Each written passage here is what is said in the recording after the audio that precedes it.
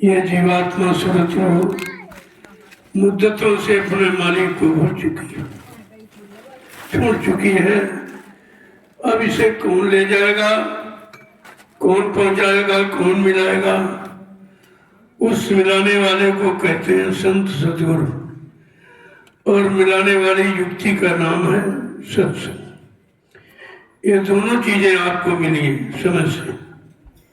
ये दया है, ये कलयुग के जीवों पर मालिक की दया है कि आपको समय से दोनों चीजें मिली। सत्संग भी मिला, सत्संग सुनाने वाला भी मिला, जीवात्मा को जगाने वाला मिला, घर पहुंचाने वाला मिला। यह समय, ये घड़ी वक्त किसी को नहीं मिली थी। ये कलयुग के जीवों पर विशेष दया है। अब यह जीव बेचारा न समझ पाए वो बात अलग है। जब सत्संग का एक ही वचन बड़ी गंभीरता के साथ सुनोगे और उसे अपने जीवन में उतारने की कोशिश करोगे, तब तुम्हारी समझ में आ जाएगा कि सत्संग क्या है। क्योंकि ये कलयुग में शुरू हुआ। इतिहास आपके पास पिछले युगों का है, सतयुग का, त्रेता का, द्वापर का, वही आपको पढ़ाया सुनाया जा रहा। लेकिन आज हम सब कलयुग में बैठे हैं। हमें अपने समय का, अपने युग का इतिहास चाहिए, तो हमारा काम होगा। इसीलिए समय के महापुरुष ने ऐलान किया कि मैं कलयुग का इतिहास सुनाने आया। मैं कोई रात पर धन दौलत मान सम्मान लेने नहीं आया। मैं कोई मान प्रतिष्ठा, कोई आला माला पहनने नहीं आया हूँ। कहा मैं कलयुग का इतिहास बनाने आया, और ऐसा इतिहास बनाऊंगा जो भूते न भविष्य थे। सतयुग, त्रेता, द्वापर के लोग अपने अपने युग का इतिहास भूल जाएंगे। इतना मार्मिक, इतना हृदय स्पर्शी, हृदय ग्राही उस समय का कलयुग का इतिहास होगा, जो किसी के दिमाग में नहीं है।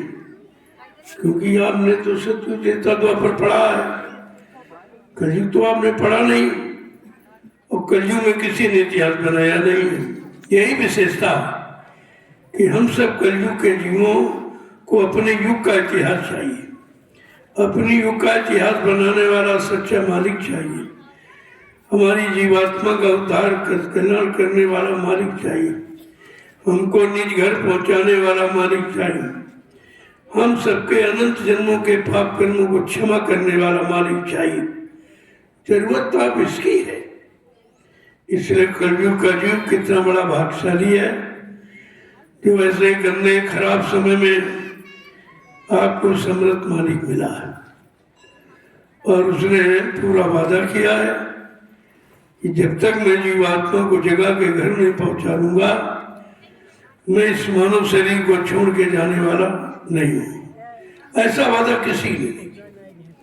कोई युग का इतिहास उठा लीजिए, इतनी परिवर्तनकारी शक्तियां आई हैं, लेकिन किसी ने इस तरह का वादा नहीं किया है कि जैसा समर्थ मालिक ने हम सब कलयुग के गंदे कमजोर पापी जीवों के लिए किया। ये कितनी बड़ी उनकी दया और कृपा, मेहरबानी। लेकिन जी बेचारा समझ ही नहीं पा रहा। समझाने का प्रयास तो बहुत किया गया, किया जा रहा, आज भी किया जा रहा, लेकिन गंदगी इतनी भरी है कि अच्छाई सच्चाई समझ में नहीं आती। लेकिन जो काम करने आया वो तो अपने काम करके जाएगा। उनको जिनको ले जाना है वो तो ले जाएंगे। तुम चाहे मानो चाहे ना मानो, आओ चाहे ना आओ, सुनो चाहे ना सुनो, करो ना करो, तुम्हारे करने सुनने पर नहीं है, वो उनकी दया पर निर्भर है। कहा कि मैं तो जीवों को लेने आया हूं, लेके जाऊंगा, पर इसमें कोई कुछ कर भी नहीं सकता, न रोक सकता है और न जीवों को जाने से मना कर सकता। इतनी बड़ी शक्ति सामर्थ्य लेकर अब की बारी भूमंडल पर महापुरुष आए, लेकिन फिर भी आपकी समझ में नहीं आया। इतना समझाने, बताने, सुनाने का किसी ने काम किया नहीं है जितना ये इस कलयुग में अभी 20 वर्ष से लगातार आपको संदेश मिला। मैंने 20 वर्ष हिंदुस्तान के लगभग सभी प्रांत गांव में जाकर संदेश दिया और अब भी मालिक की दया हुई तो मिलेगा आपको। इस समय तो मेरा स्वास्थ्य बहुत खराब, मैं मंच पर आने के लायक नहीं था, लेकिन कार्यक्रम का वादा है, वादा तो निभाना ही पड़ता है। स्थिति परिस्थिति कोई बनी जाए या बनानी पड़े, जीवों के प्रति जो वादा है वो तो निभाना पड़ेगा।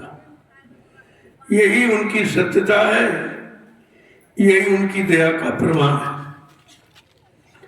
तो आज ये महाशिवरात्रि के पावन पर्व का पहला दिन, 3 दिवसीय मैंने समय दिया है।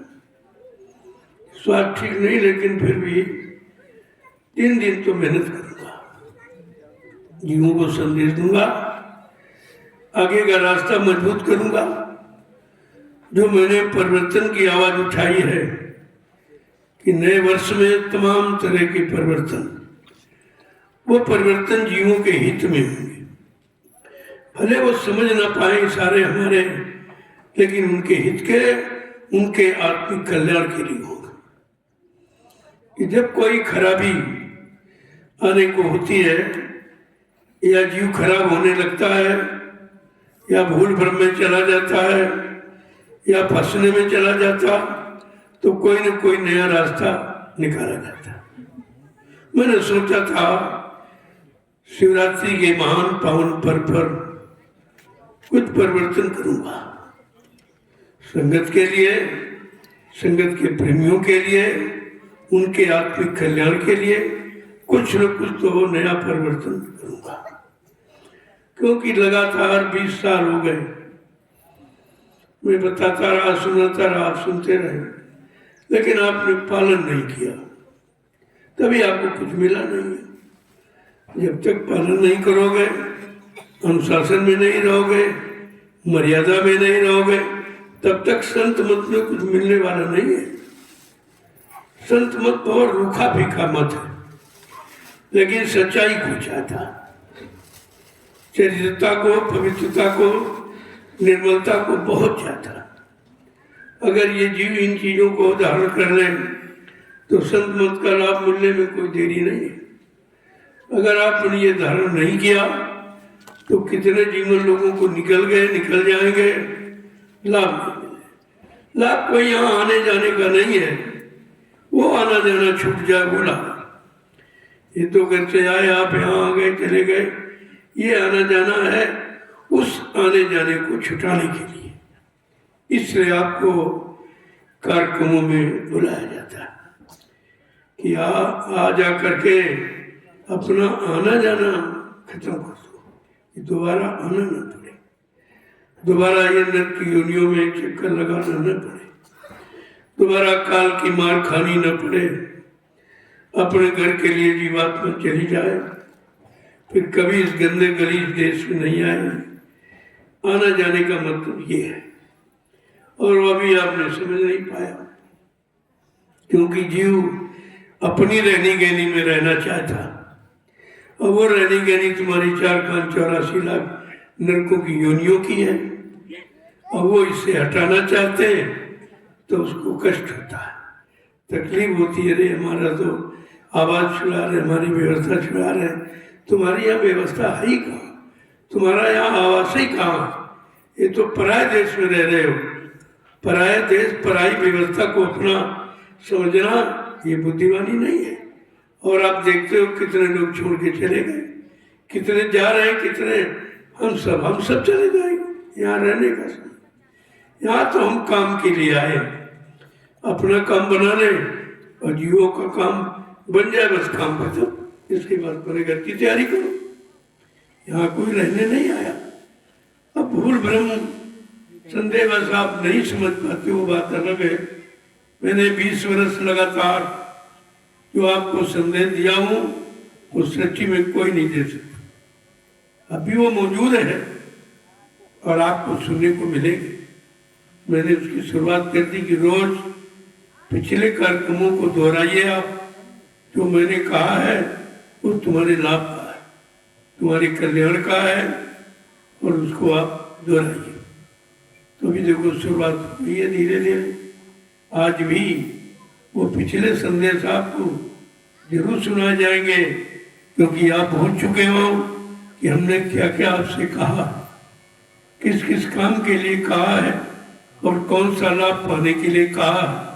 ये मैंने सब सुनाया आपको 20 वर्ष, थोड़ा समय नहीं दिया। तो स्वास्थ्य तो खराब है, थोड़ा सा संकेत करूंगा। इसके बाद जो मैंने आपको 20 वर्ष सुनाए हैं, जो भूल गए आप, उन संदेशों को आपके सामने टीवी के माध्यम से सबके कान तक पहुंचाए जाए। उनकी आवश्यकता, जब तक वो नहीं समझोगे ये समझ में नहीं आएगा। भूत को समझो, वर्तमान को बना लो तो भविष्य बन जाएगा। अगर भविष्य बनाना है तो भूत को समझना पड़ेगा, वर्तमान को बनाना पड़ेगा, तभी कुछ आपका काम हो सकता। इसलिए मैंने उन संदेशों को प्रसारित करने के लिए मतलब लोगों को आदेश दे रखा है कि आप इसको पूरे हिंदुस्तान के गुरमुखी प्रेमियों के कान तक पहुंचा दीजिए, क्योंकि ये संदेश का अभाव है। कोई नहीं कह रहा, किसी को मालूम ही नहीं। सबको अपने यानी खाने कमाने से फुर्सत नहीं है, लेकिन खाना कमाना कितने दिन का? जो खाना कमाना समझते हो कि ये है गंवाना, जीवन को गंवाना, मनो शरीर को गंवाना है। जो वक्त अच्छा मिला उसको गंवाना है, लेकिन नहीं समझ पा रहे, उसी में उलझे पड़े हो। ये उलझन कब सुलझेगी? जब पिछले संदेशों को आपके सामने प्रसारित करूंगा। मैंने कह दिया इस संदेश को आप रोज सुबह शाम 1-1 घंटा प्रेमियों को सुना, उनको पता चल जाए कि तुम्हें क्या क्या सुनाया गया और कहाँ के लिए सुनाया गया, किस काम के लिए सुनाया गया, कौन सा आत्मिक लाभ पाने के लिए सुनाया गया। ये सब जानकारी आपको लेनी चाहिए। तो मैंने लोगों से कह रखा है कि अब उसका समय आ गया है उन संदेशों को सुनाने का। बगैर उन संदेशों को कोई परिवर्तन नहीं कर सकता। अगर कोई चाहे गाने बजाने से, रुपया पैसा इकट्ठा करने से, राजपाट धन दौलत पाने से, इससे परिवर्तन नहीं होता। परिवर्तन अच्छे भाव विचारों से, परिवर्तन शाकाहारी सदाचारी ब्रह्मचारियों के द्वारा होता। जो चरित्रवान है, जो शीलवान है, मतलब यानी उन्हीं के द्वारा परिवर्तन हुआ और होगा। उन शक्तियों को परिवर्तनकारी शक्ति कहते हैं। ऐसे तो भी बहुत लोग आपके सामने आएंगे और आ रहे हैं, सब आवाज लगा रहे हैं, हम करेंगे, हम करेंगे, हम करेंगे। मेरे पास भी लोग आ रहे हैं। मैंने कहा भाई कर सकते तो कर दो, मैं तो मना नहीं करता हूँ। अगर कर सकते हो तो करके दिखा दीजिए, हमारे पास आने की क्या जरूरत। जब तुम करने के लायक हो, सक्षम हो, तो मेरा सहयोग क्यों मांगे हो? मैंने तो अभी कुछ कहा नहीं है, लेकिन ये कहा कि परिवर्तन होगा, इसे कोई माई का लाल रोक नहीं सकते। तो मैंने कहा, कहता हूँ और कह रहा हूँ भी, परिवर्तन तो होगा, लेकिन वो परिवर्तन अन्य युगों की भांति नहीं होगा। कोई मार काट, कोई हिंसा, कोई छीना झपटी, कोई अपमानित करके, ये परिवर्तन कलयुग का नहीं है। कलयुग का परिवर्तन बड़े शांतिपूर्ण ढंग से होगा और सबके हित और सबके भले का। किसी को कोई अपशब्द नहीं कहेगा, कोई एक छड़ी तक नहीं मारेगा। अनेकों के परिवर्तन में देगा, बिल्कुल विनाश कर दिया लोगों। चाहे वो सतयुग का उठाओ, चाहे त्रेता द्वापर का, कितने करोड़ जीवों को मार डाला गया। ये परिवर्तन नहीं है, ये संहार कभी सुधार नहीं हो सकता। लेकिन इतिहास लिख दिया गया और उसी इतिहास को लोग पढ़ रहे हैं। लेकिन मैंने कहा भाई नहीं, ये मेरा इतिहास नहीं है।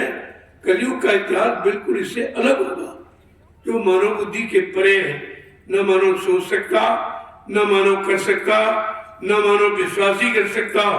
ऐसा परिवर्तन जो जीवों के सामने होने वाला है, जिसकी लोगों के को खबर भी नहीं।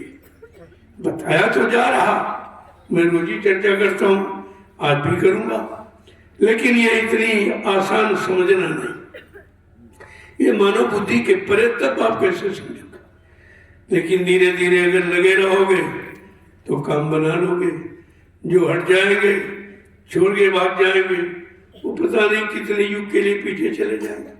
फिर ये समय मिले मिले न मिले, ये यानी वक्त घड़ी आपको मिले मिले न मिले, ऐसा मालिक रहनुमा मिले मिले न मिले, जो हर प्रकार से रहम ही करने आया, न तुम्हें दंडित करने आया, न तुम्हें अपराधी बनाने आया, न किसी को कष्ट या अपमानित करने आया, ऐसा काम नहीं होगा। इसीलिए तो लोगों की समझ में नहीं आ रहा कि कद्दू का परिवर्तन कैसा होगा, क्योंकि जो जिक्र किया जा रहा वो तो किसी युग से मिल नहीं रहा। अगर किसी युग से मिलेगा तो फिर अनोखा परिवर्तन कैसे माना जाएगा। तो ये परिवर्तन कद्दू का इतना अच्छा होगा कि लोग पिछले तीनों युगों के इतिहास को भूल जाएंगे, पढ़ना ही बंद कर देंगे। अब आप सोचिए कि कितना अच्छा होगा, जबकि देखने में सबसे खराब लग रहा, करनी में सबसे खराब, लोगों को खान पान सबसे खराब, उनके भाव विचार सोच समझ सब खराब, लेकिन महापुरुष क्या कह रहे हैं, ऐसा परिवर्तन जो भूते न भविष्य थे, कभी न हुआ और न कभी होगा। तो कितना अच्छा है। इसलिए उस अच्छे समय को देखने के लिए आपको अच्छे कर्म करके, अच्छा खान पान करके, अच्छी रहनी गहनी में रहकर उस युग को जरूर देखना चाहिए, जिसके लिए 10 जुलाई 1952 से आवाज लग रही है। थोड़ा समय नहीं निकलेगा, बहुत समय निकलेगा। समय समय पर आपको इशारा भी करता जा रहा हूँ, ऐसा होगा ऐसा होगा आगे, लेकिन पहले गंदगी साफ होगी। गंदगी अगर है तो सतयुग नहीं आएगा। किसी के कहने पर, किसी की आवाज लगाने पर सतयुग आ जाए, ऐसा असंभव है। इसलिए मैंने लोगों को मना किया कि आप सतयुग की बात कहना बंद कर दीजिए, क्योंकि सतयुग के लायक तुम्हारी कोई भी करनी नहीं। अगर सतयुग देखना है तो पहले तुम सत्य धारण करो, तुम सत्य धारण करिए, सच्चा काम करो और सच्चा भाव रखो और सच्चा व्यवहार रखो और सच्चरित्रवान बढ़ो, तो आप सतयुग देख लो। लेकिन अगर ये नहीं है, केवल हल्ला मचाते हो, झंडा उठाए घूम रहे हो, इन अंडे झंडों पंडों से काम नहीं होना आ रहा, कुछ भी नहीं। ये झंडे वंडे कुछ काम नहीं करेंगे। वो विश्व का झंडा एक, उसके बारे में आपको 20 वर्ष पहले से आगाह किया। मैं बराबर बीच बीच में संकेत करता हूँ, हम संपूर्ण मानव जाति का एक ही झंडा है, वो है दूरदर्शी, इसके अलावा कोई झंडा नहीं। समाज के परिवर्तन के लिए, समाज के सुधार के लिए, समाज को मोड़ने के लिए, सही सच्चे रास्ते पर चलाने के लिए, उसको सत्यवान शीलवान चरित्रवान बनाने के लिए एक ही ध्वज है, वो है दूरदर्शी।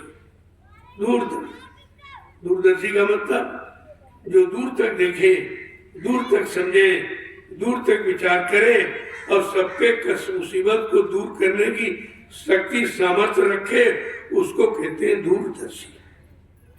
इसी तो लोगों की समझ में नहीं रहा है। ये महापुरुषों की खोज है, ये संसारियों की, भोगी विलासियों की नहीं है, ये महापुरुषों की खोज। जब तक दूरदर्शी नहीं आएगी तब तक कोई भी व्यवस्था तुम्हारी सुचारू रूप से नहीं चलेगी, मैं लिख के दे दूंगा। और कोई कर भी नहीं सकता, चाहे जितने चुनाव कर डालो, चाहे प्रधानमंत्री मुख्यमंत्री बदल डालो, चाहे जो कुछ आप कर डालो, लेकिन जब बिना दूरदर्शी के यहाँ कुछ भी होने वाला नहीं है। इसको नोट कर लीजिए आप। महाशिवरात्रि के पावन पर्व पर आपको एक संकेत दिया गया कि दूरदर्शी आएगी, तब धरा पर सतयुग लाएगी। दूरदर्शी का ऐलान, स्वर्ग बनेगा हिंदुस्तान। दूरदर्शी आएगी, माँ बहनों की लाज बचाएगी। दूरदर्शी का संकेत, सोमन भी गा देंगे खेत। ये व्यवस्था दूरदर्शी की है। आज कोई लागू करे अपने शासन प्रशासन में तो नहीं होती, कभी नहीं कर सकता। कितना जोर लगा लें आप। मैं पहले भी कहा, आज भी कह रहा हूँ, समय तब तक परिवर्तन नहीं होगा, कहता ही रहूंगा कि ये काम इंसानों के बस का नहीं है। ये काम नहीं इंसान का, ये काम है प्रभु का। वो प्रभु जो सबका मालिक है, सबका खेवनहार, सबका पालनहार है, वो प्रभु के द्वारा होगा। तभी तो अनोखा परिवर्तन कलयुग का माना जाएगा।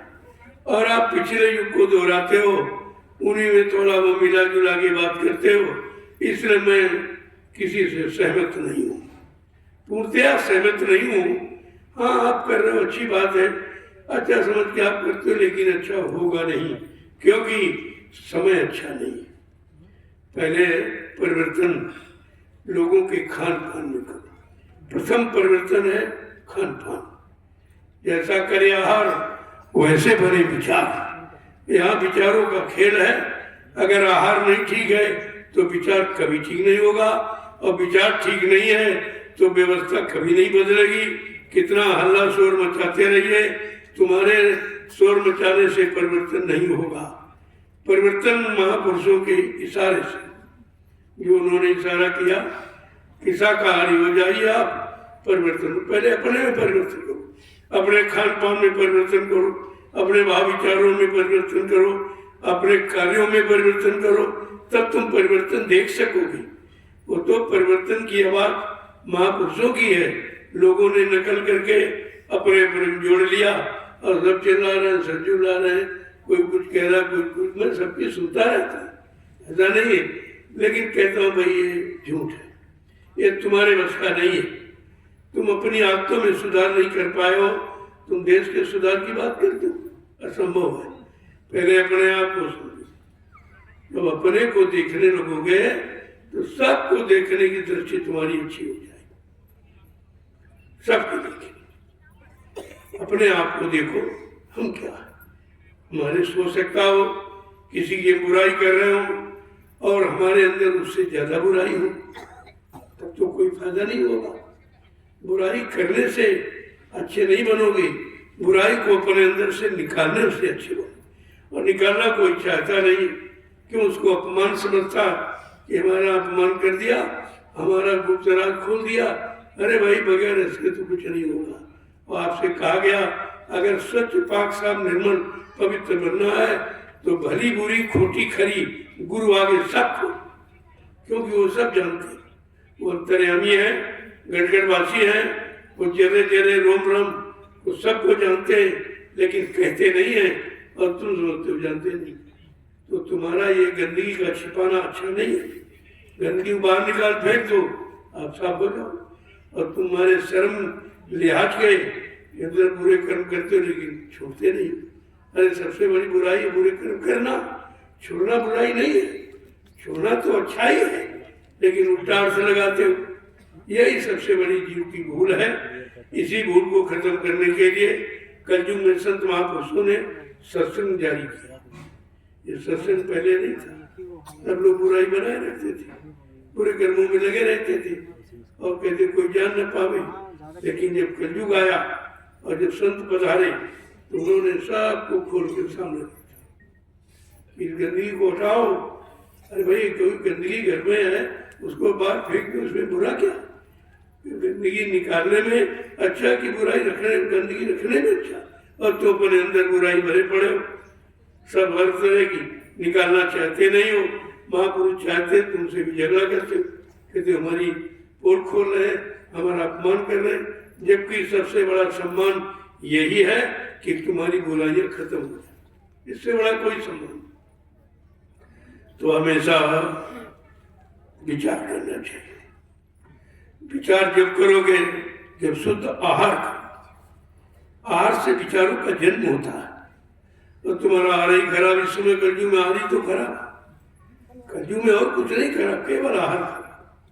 जब आहार खराब हो गया तो विचार खराब हो गए, विचार खराब हो गए तो उनके कर्म खराब हो गए, जब कर्म खराब हो गए तो उनको फल नहीं मिल रहा, यदि लाभ नहीं मिल रहा, शांति नहीं मिल रही, तो उसका कारण तो निकला आहार ही।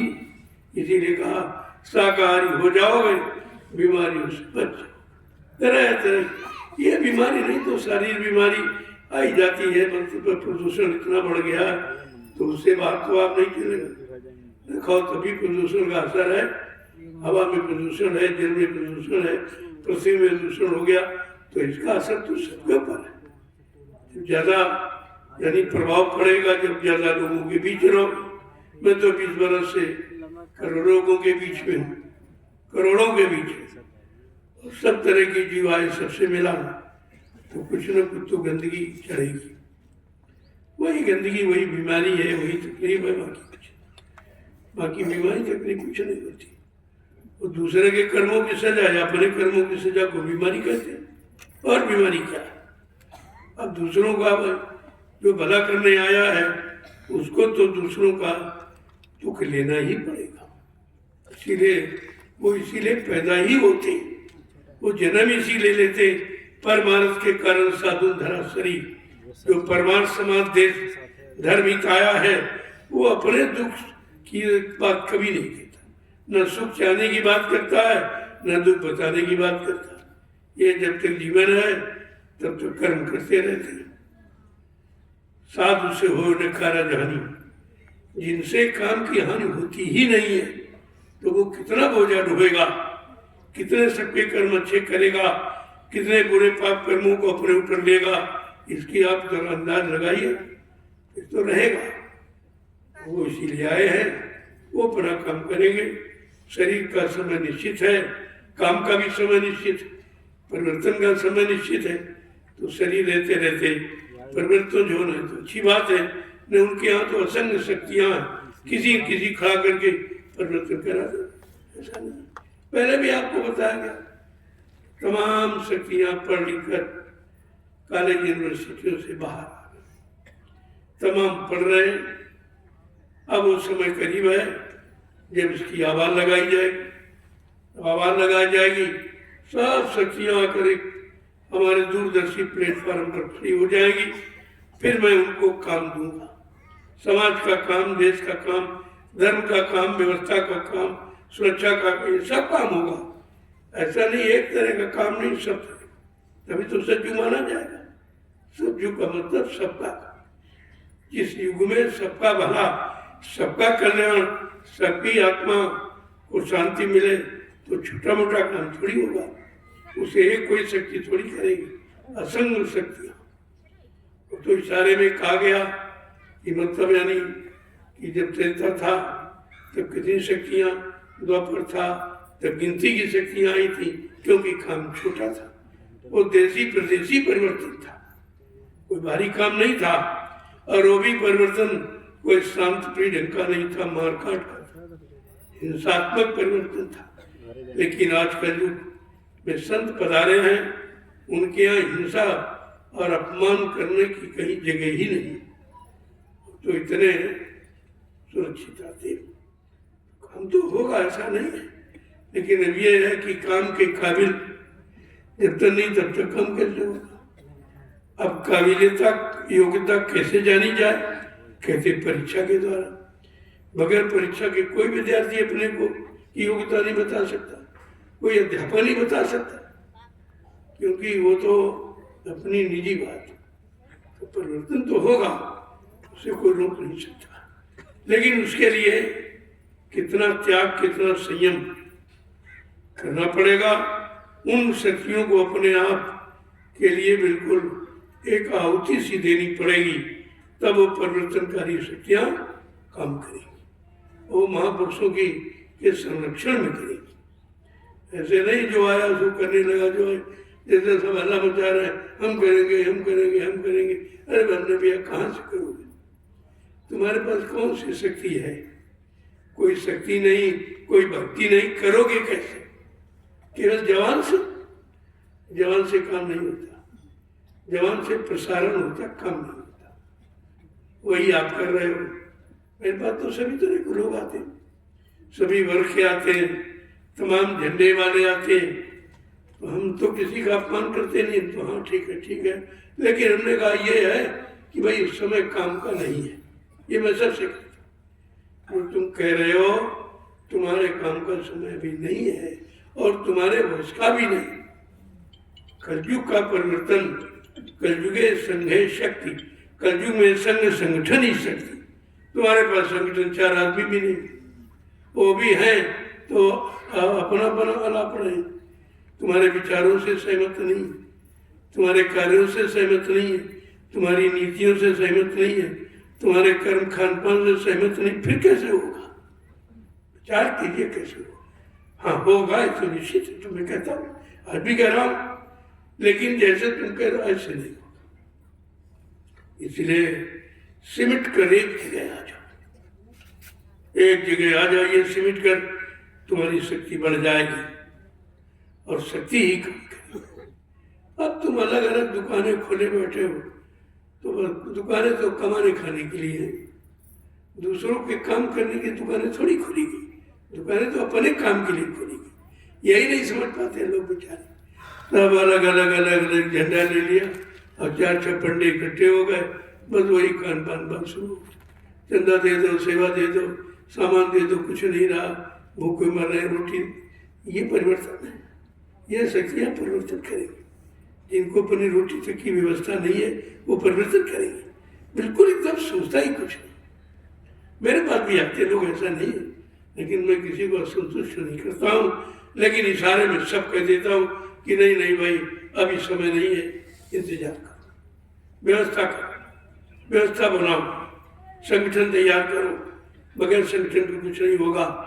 और किसी के पास 100 आदमी सच्चे नहीं है अभी, सर हमारे यहाँ भी नहीं, ये भीड़ आप देख रहे हो, लेकिन नहीं अभी एक कोई घटना हो जाए दिखाई नहीं देगी, सब कहते हम तो तुम ही नहीं, हम तो जानते नहीं, अभी इमरजेंसी में था, इमरजेंसी आई सब भूल गए, सब बाबा जी का फोटो उठा के फेंक दिया, इधर उधर सब किताबें पत्रिकाएं सब फेंक दी, कहते हम तो जब तुम जानते नहीं, हम तो कभी नाम लेते नहीं। एक तो छोटी सी बात है, अरे परिवर्तन के लिए तो कुर्बानी देनी पड़ेगी भाई, कुर्बानी।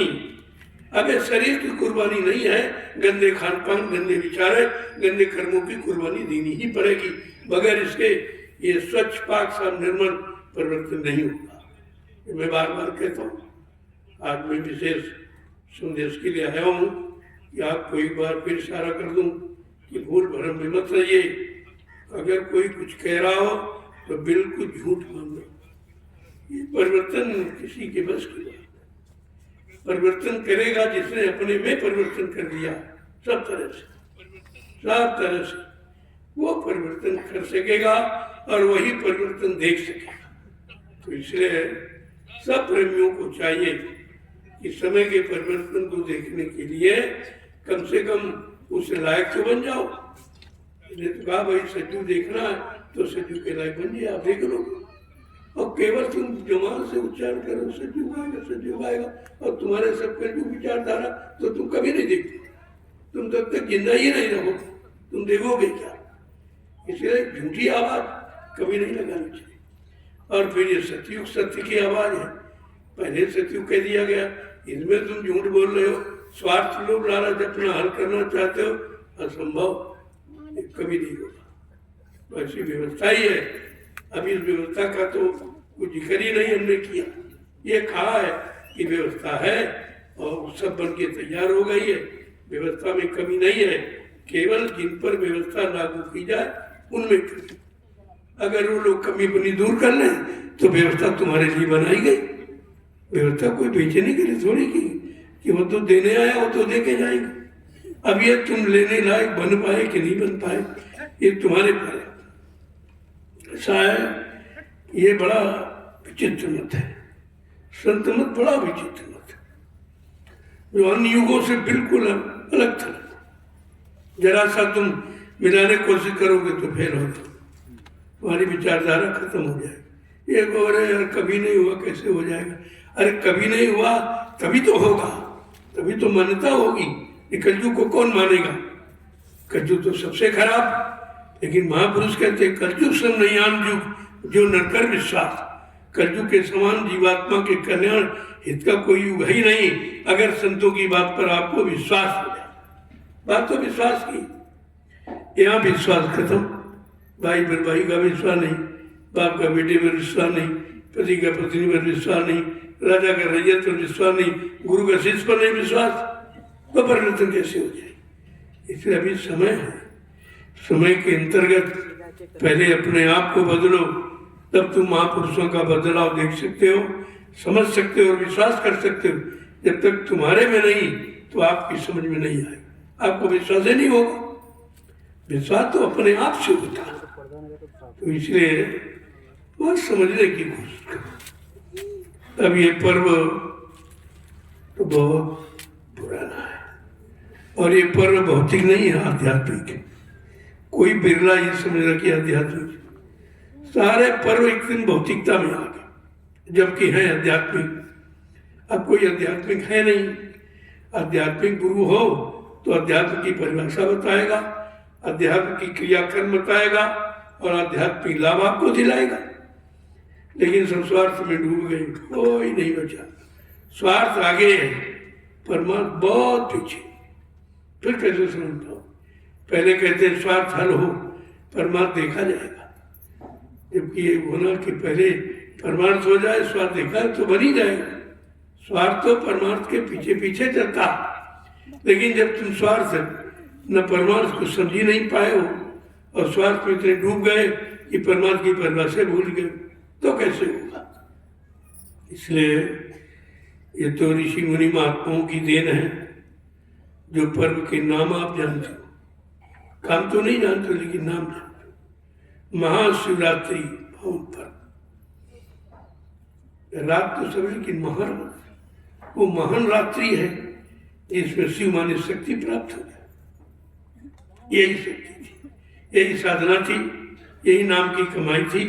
जीवात्मा जाग जाए अपने घर की तरफ से, सबसे बड़ी शक्ति। इस शक्ति को भगवान शंकर ने प्राप्त किया था, लेकिन आगे का गुरु नहीं मिला तो बेचारे सीमित रहे। ने तो तीसरा खुल गया, लेकिन घर पहुंचने के लिए, पहुंचाने के लिए आगे का जानकार नहीं मिला तो वहीं तक सीमित रहेगा। इसलिए शिव अपने लोक में सीमित है, ब्रह्मा ब्रह्मलोक में सीमित है, विष्णु विष्णुलोक में सीमित है, राम साकेत लोक में सीमित है, कृष्ण गोलोक में सीमित है, देवी देवता देवलोक में सीमित है और मानव मृतलोक में सीमित है। सब सीमित तो है बड़ी बड़ी जगह में, लेकिन समस्या कैसे आ? अगर यही सब बने रहेंगे तो घर जाने वाली बात तो फिर झूठ हो जाए। कौन सा घर, कहाँ घर है, इस घर से उस घर की दूरी कितनी है, इस घर से उस घर कैसे जाया जाए, क्या कोई जानकार है?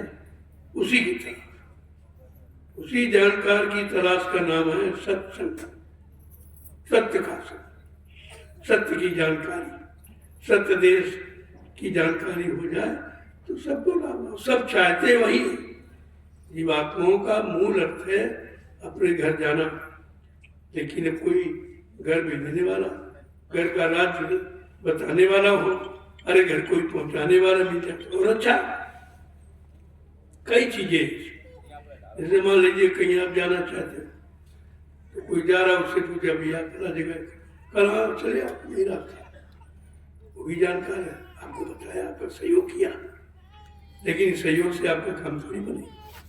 तब तक दूसरा मिल गया, आपने कहा भैया फला जगह जाएंगे, कल चले आओ, रास्ते में नदी मिलेगी, एक पहाड़ मिलेगा, उसका भी कहना उचित है, लेकिन ये पहुंच नहीं सकते, ये पहुंचाने वाले नहीं है। तब तक तीसरा मिल गया कि क्या कल भैया फला जगह जाना चाहते हैं, क्या आपको जानकारी है?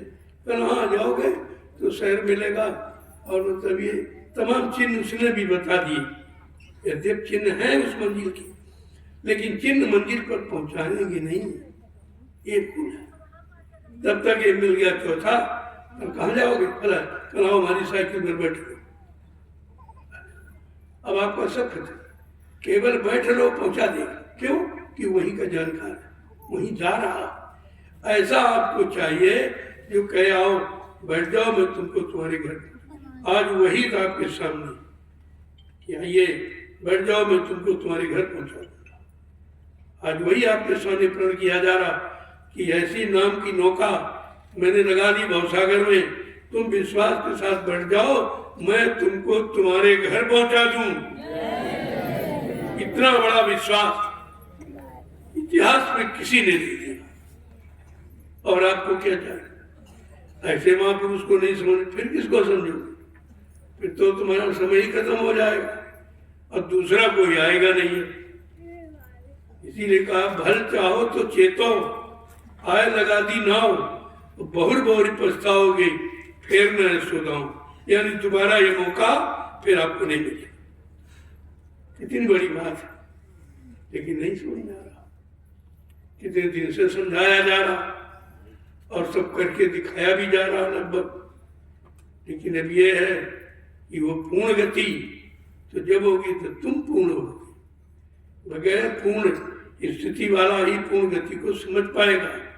ये बीच में शंका पैदा होने, पता नहीं ऐसा है कि नहीं, अरे ये वहां जाते कि नहीं जाते, इनको जानकारी है कि नहीं है, ये पार कर पाए कि नहीं, हमें पार करेंगे, तमाम तरह की संख्याएं बीच में पैदा हो।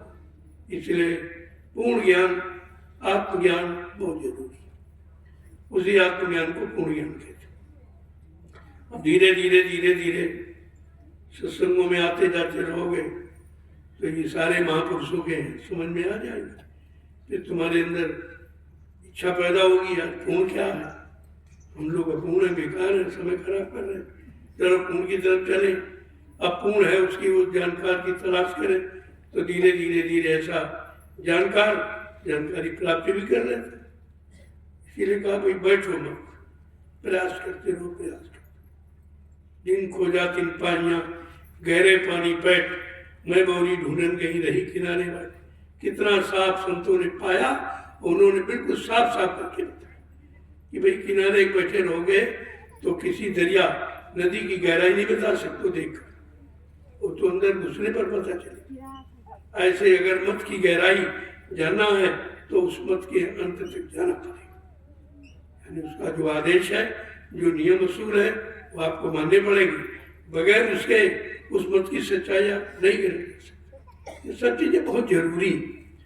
जब कभी ऐसा समय तो कभी आया नहीं है, तो हमारी की मौज हो गई जो आपको इस समय मिल गया है, और धीरे धीरे आप जानने भी लगे हो।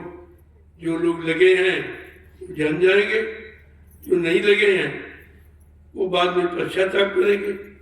लेकिन पश्चाताप कभी सफलता का प्रतीक नहीं होता। पश्चाताप को तुमके और पीछे ढकेल दे, ये भी करेगा। तो प्रयास निरंतर करना चाहिए, प्रयास मत बंद करो, चलते रहो चलते रहो। हम कहते चाहे 1000 किलोमीटर की दूरी हो, अगर आपने चलना शुरू कर दिया तो एक न एक दिन वो 1000 किलोमीटर की यात्रा तुम्हारे पैरों के नीचे आ जाएगी। लेकिन कौन? जो लगातार चलता है। जय गुरुदेव नाम प्रभु का, जय गुरुदेव नाम प्रभु का, जय गुरुदेव नाम प्रभु का, प्रभु का प्यारा नाम। देखो सबसे बड़ी बात ये, इस तरह की नाम की व्याख्या किसी ने नहीं की, और इस तरह जितने नाम आए इतना प्रचार किसी ने नहीं। और जिसने जो नाम के अधीन आया उसने भी बने मुंह से नहीं कहा, क्योंकि ये महात्माओं गुरुओं का विषय है। गुरु ने तो इशारा करके कहा, लेकिन अब वो सांसारिक गुरु थे, शारीरिक, तो शरीर तक उसका अर्थ बता पाए। ये लाभ मिलेगा, राज मिलेगा, पाठ मिलेगा, धन मिलेगा, दौलत मिलेगी, औरत मिलेगी, बच्चे मिलेंगे, ये तो सब कहा। लेकिन भगवान मिलेगा, परमात्मा मिलेगा, ये नहीं कहा, क्योंकि इसकी जानकारी उनको नहीं थी। वो भौतिक गुरु थे, आध्यात्मिक गुरु। आज इस समय आध्यात्मिक गुरु का, तभी तो लोग गुरु की बात नहीं समझ पाए। उनके पास इतना अनुभव आया भौतिक गुरुओं का, राजपाट, धन दौलत, मान सम्मान, आशीर्वाद ये दिलाने बुलाने वाले, लेकिन आत्मा का कल्याण हो ऐसे जगह ही नहीं थी। आत्मिक ज्ञान देने वाला कोई गुरु आया नहीं था। ये तो कलयुग में पधारे। धीरे धीरे अब लोगों की बात समझ में आने लगी कि नहीं भाई ये कुछ खेल अलग है, ये अन्य लोगों से मिलता जुलता नहीं। तभी कहा भाई जो भौतिक गुरु हैं वो राजपाट, धन दौलत, मान सम्मान से संबंध रखते हैं, और उसी से आपको जोड़े रहेंगे। लेकिन जो आत्मिक गुरु है वो केवल आत्मा की ही बात करे, वो इधर उधर की बात नहीं करे। और बताया भी गया कि अगर तुम शरीर इंद्रियों से पूजा पाठ तीर्थ व्रत दान हवन जप यज्ञ गंगा स्नान करोगे तो शरीर इंद्रियों को लाभ मिलेगा। जिसे करोगे उसको लाभ मिलेगा, तो सीधा। अगर शरीर इंद्रियों से करोगे तो शरीर इंद्रियों मन को लाभ मिलेगा, आत्मा से करोगे तो आत्मा को लाभ मिलेगा। तो आत्मिक लाभ तो लोगों ने बताया नहीं। ये पहला अवसर कलयुग में है जो आत्मिक लाभ देने वाला महापुरुष भूमंडल पर आया, और वो लाभ मिलने के बाद सारे लाभ बहुत पीछे चले। उनकी जरूरत ही नहीं। आत्मिक लाभ आत्मा का कल्याण हो जाए, यहाँ कौन होने के लिए तैयार, फिर इसका लाभ कौन लेगा, जरूरत नहीं पड़ेगा। इसीलिए कहा कि पूजा पाठ तीर्थ व्रत दान हम जब तक गंगा स्नान करोगे तो शरीर से करोगे, शरीर इंद्रियों को लाभ मिल जाएगा। तो इससे क्या मिला, काम मान मिला, सामान मिला, सम्मान मिला। लेकिन बात आत्मा से भजन करोगे तो भगवान मिलेगा। वो भगवान पाने, ये सामान पाने का। अब तुम्हें क्या चाहिए, तो ज्यादा संख्या सामान और सम्मान पाने की है, भगवान पाने की इच्छा किसी में नहीं है। क्योंकि भगवान पर भी विश्वास नहीं है कि वो चीज तो यहाँ मिली नहीं, सज्जू त्रेता द्वापर में थी नहीं, तो विश्वास हो तो कैसे? या तो पिछले इतिहास को पढ़ के विश्वास हो, या कोई वर्तमान में ऐसा जानकार हो उससे सुनकर विश्वास कर लो। अब दोनों चीजें अभी नहीं। अब ये चीज सामने आई है कि विश्वास दिलाने वाला आपसे वादा कर रहा, जब तक हम तुमको ये विश्वास दिलाना पूरा नहीं कर लेंगे तब तक ये मानव शरीर को छोड़ने वाले नहीं। इससे बड़ा और क्या वादा हो सकता। अब वो भी बात अभी समझ में नहीं आ रही, क्योंकि गुरु पर पूर्ण विश्वास नहीं, पूर्ण आस्था नहीं है, उनके बताए रास्ते पर अभी चले नहीं है। तो जब चले नहीं तो कैसे विश्वास करें कि ये मंजिल पूरी कर लेंगे? वो तो चलने वाला मंजिल की बात बताएगा। इसलिए महापुरुषों ने जो आंतरिक भूल हो 3 युगों की हो गई है, उसके शुद्धिकरण की बात करते हैं कि उसको पहले सुधारो। वो गंदगी, अगर वो गंदगी से निकल गए तो जल्दी बात समझ में आ जाएगी। तो क्या कह रहे हैं कि अब लो भरम भुलानी, पिया का भेद न जानी। अब लो भरम भुलानी, पिया का भेद न जानी। ये कोई आंतरिक चीज है, ये भौतिक जगत की नहीं, आध्यात्मिक जगत की। कि अब लो पूरा समय निकल गया, जीवात्मा बिचारी जन्म लेती रही, आती रही, 4,84 लाख शरीरों में जाती आती रही, लेकिन अभी पिया का मरण, सच्चा प्रीतम सच्चा रखवाला नहीं मिला। ये बता रहे ये नहीं मिला। समय निकल गया, युग निकल गया, जन्म भी चला गया, लेकिन जिसके लिए हुआ वो नहीं मिला। कि अब लो भरम भुलानी, पिया का भेद न जानी। अब लो भरम भुलानी, पिया का भेद न जानी। देखो कितना कठिन है कि तुम उच्चारण भी नहीं कर पा रहे। करना कराना बहुत बड़ी बात है। इस सब आंतरिक शब्द का उच्चारण भी तुम्हारे मुश्किल नहीं, तुम्हारा बंधन नहीं, बुद्धि पकड़ पा रही। यही है कठिनता कि हमारा रुझाव, हमारा झुकाव अभी उधर की तरफ बिल्कुल ही नहीं। केवल हम चर्चा ही करके रह गए, उधर जाने की बात कभी नहीं सोची कि भाई चलो एक एक कदम चले तो एक न एक दिन मंजिल मिल जाएगी। आगे क्या कह रहे हैं कि उमर गई सब, उमर गई सब, प्रेम प्रीतम न जानी।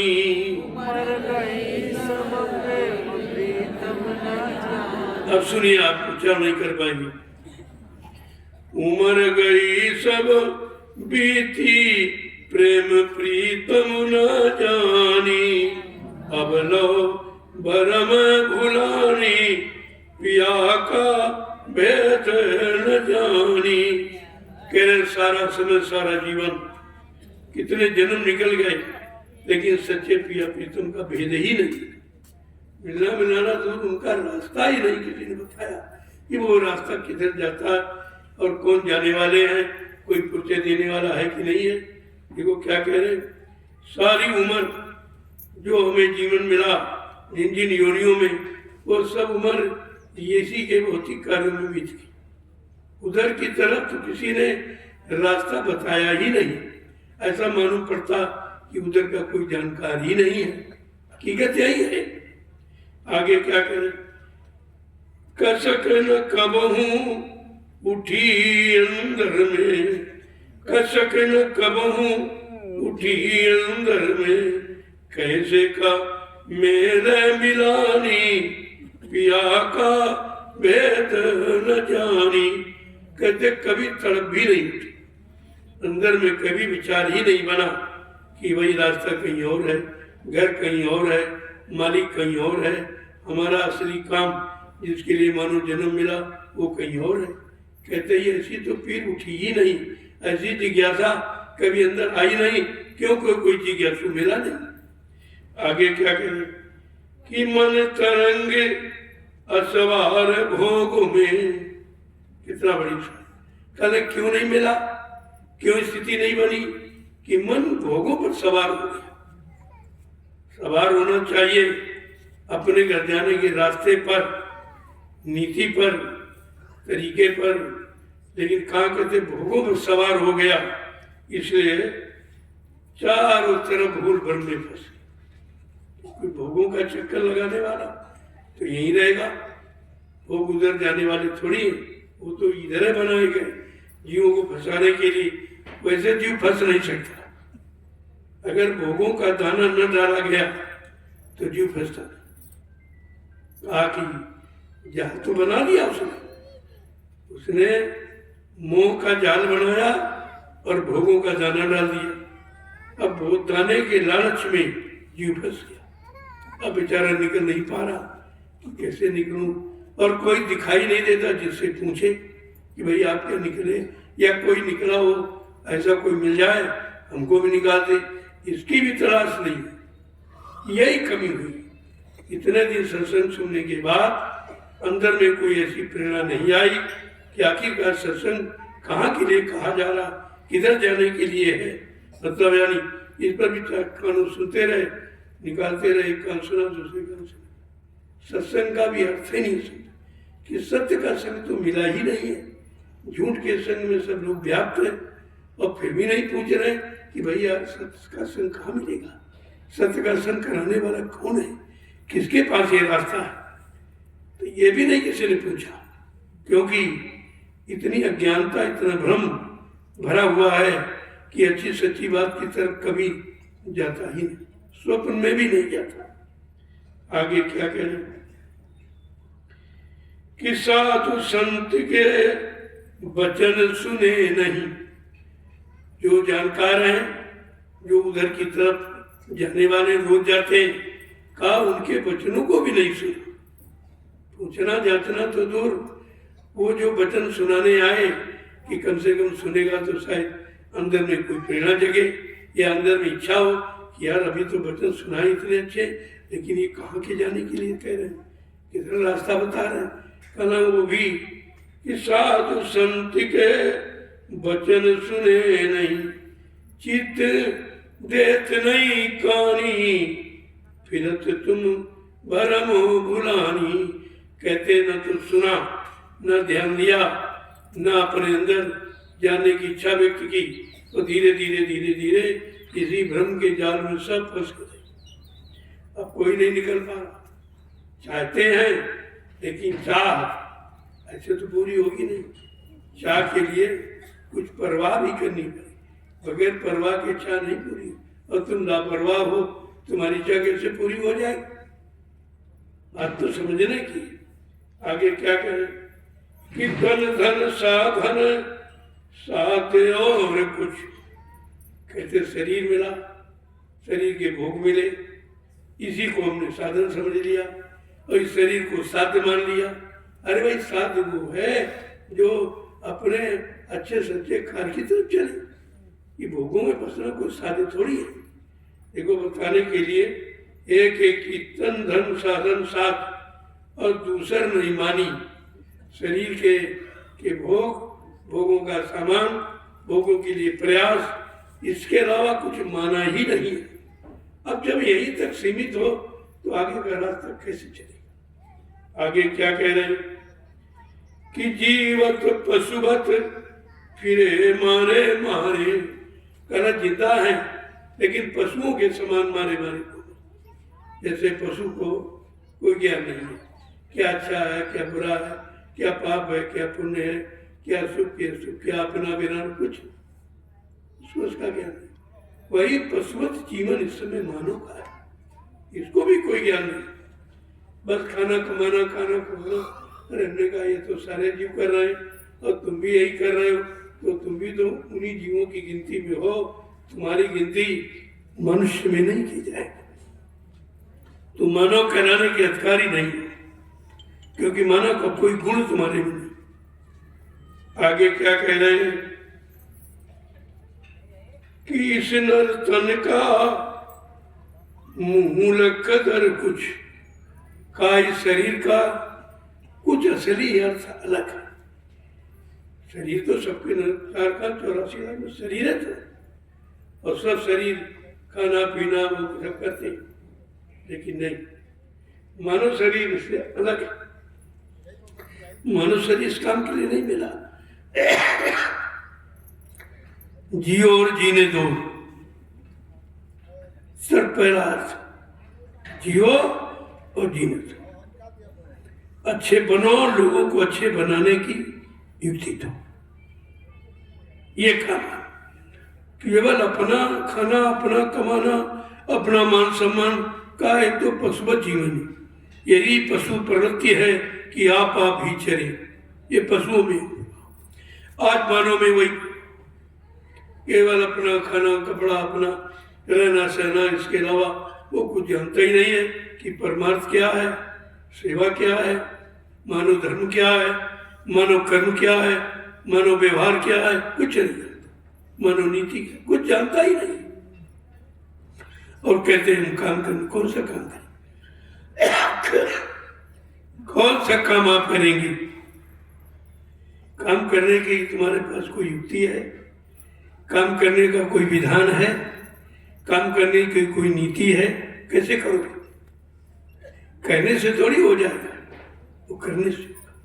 और करने के लिए सर्वप्रथम अपने असली कर्म कर्तव्य को समझना होगा कि हमारा मानव कर्म, हमारा मानव धर्म, हमारा मानव कर्तव्य, हमारी मानव नीति क्या है, तब तो कुछ कर पाओगे। ऐसे कुछ नहीं, ऐसे तमाम लोग शोर मचाते हैं, मर के चले गए, कुछ भी नहीं समझ पाया कि मानव कर्म क्या अभी तक नहीं जानते, मानव धर्म क्या है भी नहीं जानते, क्योंकि यहाँ पाखंड में इतना बांध दिया गया है कि मानव कर्म धर्म भूल गया। किसी विद्वान से आप पूछो कि भाई धर्म किसे कहते थे, तो क्या कहेगा?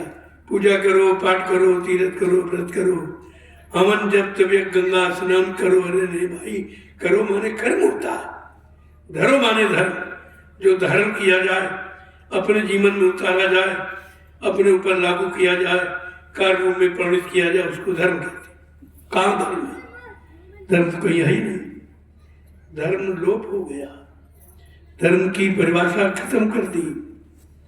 अब केवल कर्म रह गया, वो भी स्वार्थी कर्म, शारीरिक कर्म, जो तुम्हारे साथ जाने वाला, क्योंकि शरीर नाशवान है। शरीर से संबंधित जो भी कर्म करोगे सब नाशवान, कोई भी आपके साथ नहीं है। हम अभी तक यही नहीं समझ पाए हमारा क्या। अगर ये जान जाते कम से कम तो अपना तो काम कर ही लेते। यही नहीं जान पाए हमारा कर्म क्या, हम कौन सा कर्म करें जो हमारे साथ जाए, हमारे जाने के बाद लोग उसको याद करें, लोगों को उससे, लाखों लोग उससे लाभ उठाएं, उसे कहते मानव कर्म। कौन बता रहा, बताइए। तो अपनी अपनी दुकान खोलने के चक्कर, अरे मानो दुखा नहीं है, मानव दुखा नहीं है। मानव सर्वश्रेष्ठ जन्म है जो सारे जन्मों को खत्म करने के लिए आया। पशुओं का, पक्षियों का, कीड़े मकोड़ों का, नाली के बदबूदार कीड़ों का, सबको खत्म करने के लिए मानव जन्म मिला। और तुम सब में जाने के लिए मानव जन्म समझते हो और वही कर्म करते हो। ये मिल जाए, ये मिल जाए, ये मिल जाए, वो मिल जाए। अरे जिनको मिल गया उनका इतिहास पढ़ लीजिए, पता चल जाए मिलने कि जिनको मिला वो कहाँ ले गए, उसका क्या हुआ, अंत में लोगों ने उसके बारे में क्या कहा कि ये किसी का नहीं है, न किसी का था, न है, न रहेगा। अगर इतनी बात समझ रहे तो झगड़ा खत्म हो जाए। झगड़ा केवल मान सम्मान का, जो अंदर में घुस गया। और महापुरुषों ने कहा लाभ और मान क्यों चाहे, पड़ेगा सब तुझे देना। ये लाभ मान भी बहुत भारी कर्जा है, आपको देना पड़े। यहाँ इंसान लाभ चाहता है, लाभ देना नहीं चाहता। सम्मान चाहता है, सम्मान करना नहीं चाहता। तो फिर क्या कर सकते? ये तो काम तुम्हारे बस का है ही नहीं। सर्वप्रथम काम करने के पहले वो सारे काम तुम्हारे अंदर आ जाने चाहिए। सारे काम कर लोगे तो तुमको अपने कर्म करने का अनुभव होगा, वो सच्चा ज्ञान। जो कर लोगे वो झूठ नहीं है, जो सुन लोगे, पढ़ लोगे वो झूठ है। पता नहीं उसने किस स्थिति परिस्थिति में आके लिख दिया, वो समय कैसा था, आज समय कैसा है। यहाँ तो नित्य परिवर्तन है। ये बात समझ में आ जाए तो सारी गंदगी खत्म, सब खत्म। लेकिन इतनी जल्दी इस गंदगी को हटाना भी तो मुश्किल है, क्योंकि तुमने बहुत सम्मान के साथ उसको बैठा रहा अंदर। किसी की नहीं मानेंगे, किसी की नहीं सुनेंगे, अपनी सुनाएंगे, अपने लिए करेंगे, अपनी व्यवस्था। अरे तो यार पशुओं का, ये पशुओं का जीवन है, ये इंसान का जीवन ही नहीं है। और ना तुम कभी इंसानियत का दर्जा पा सकते हो।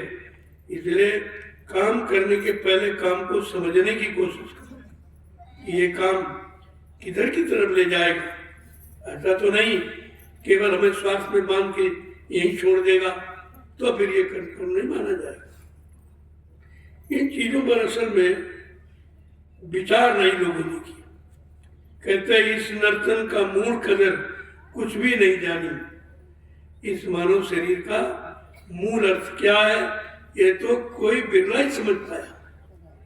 करते तो सभी, सब कर्म ही समझ के कह रहे हैं, लेकिन वो कर्म जो तुम्हारे लिए और लोगों के लिए सिद्ध हो जाए अच्छा, और युगों युगों तक उस कर्म की पूजा करें, तब तो ठीक है।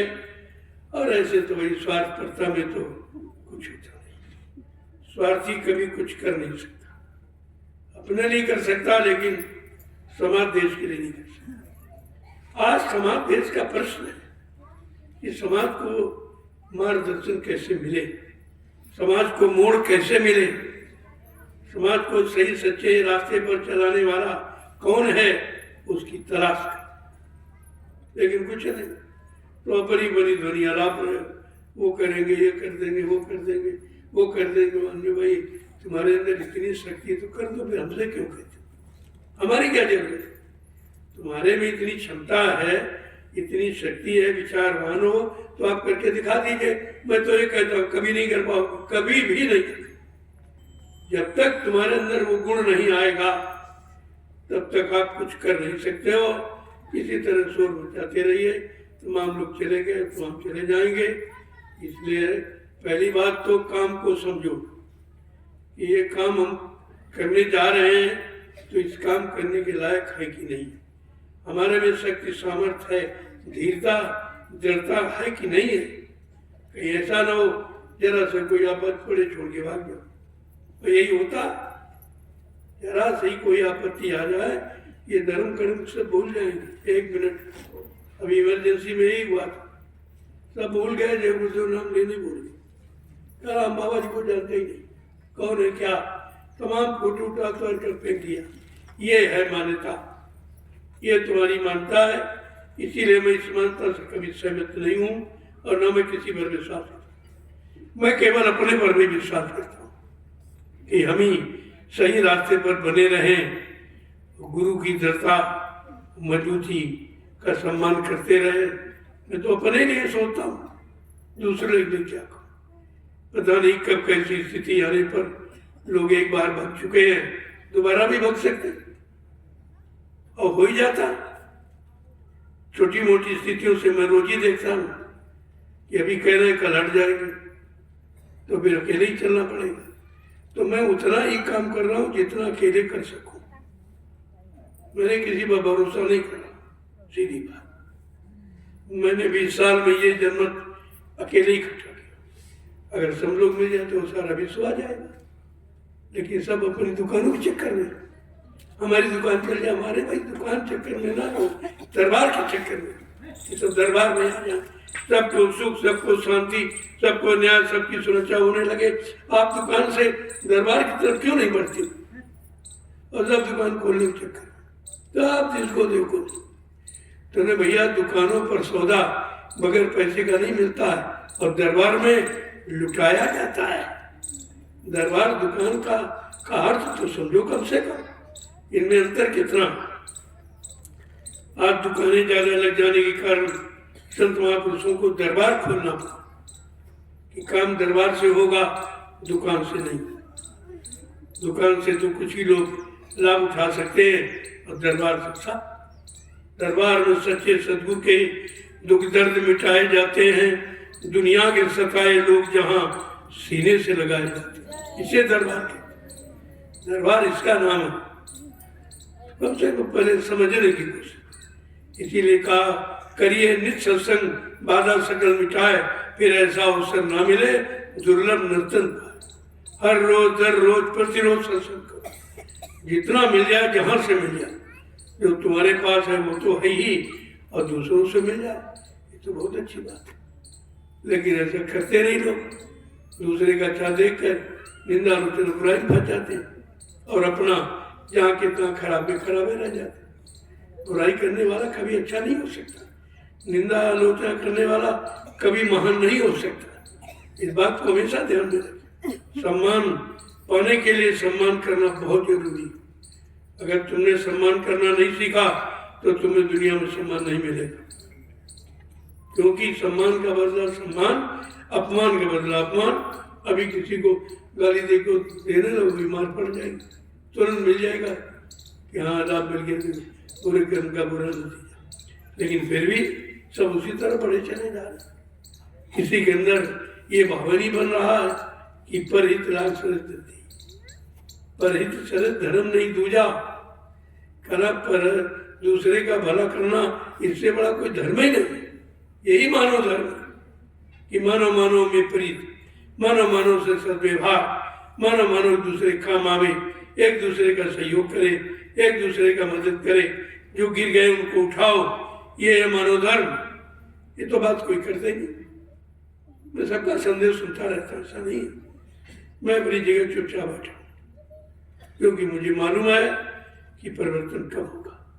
अभी जब तक लोगों में विचारधाराओं में परिवर्तन नहीं होगा, यहाँ कुछ होने वाला नहीं। इसलिए मैंने सर्वप्रथम शाकाहार की बात की थी कि शाकाहारी हो जाओ तो सारे दुर्गुण तुम्हारे अंदर से निकल जाए। ऐसा झाड़ू है, लेकिन शाकाहारी कहाँ बने?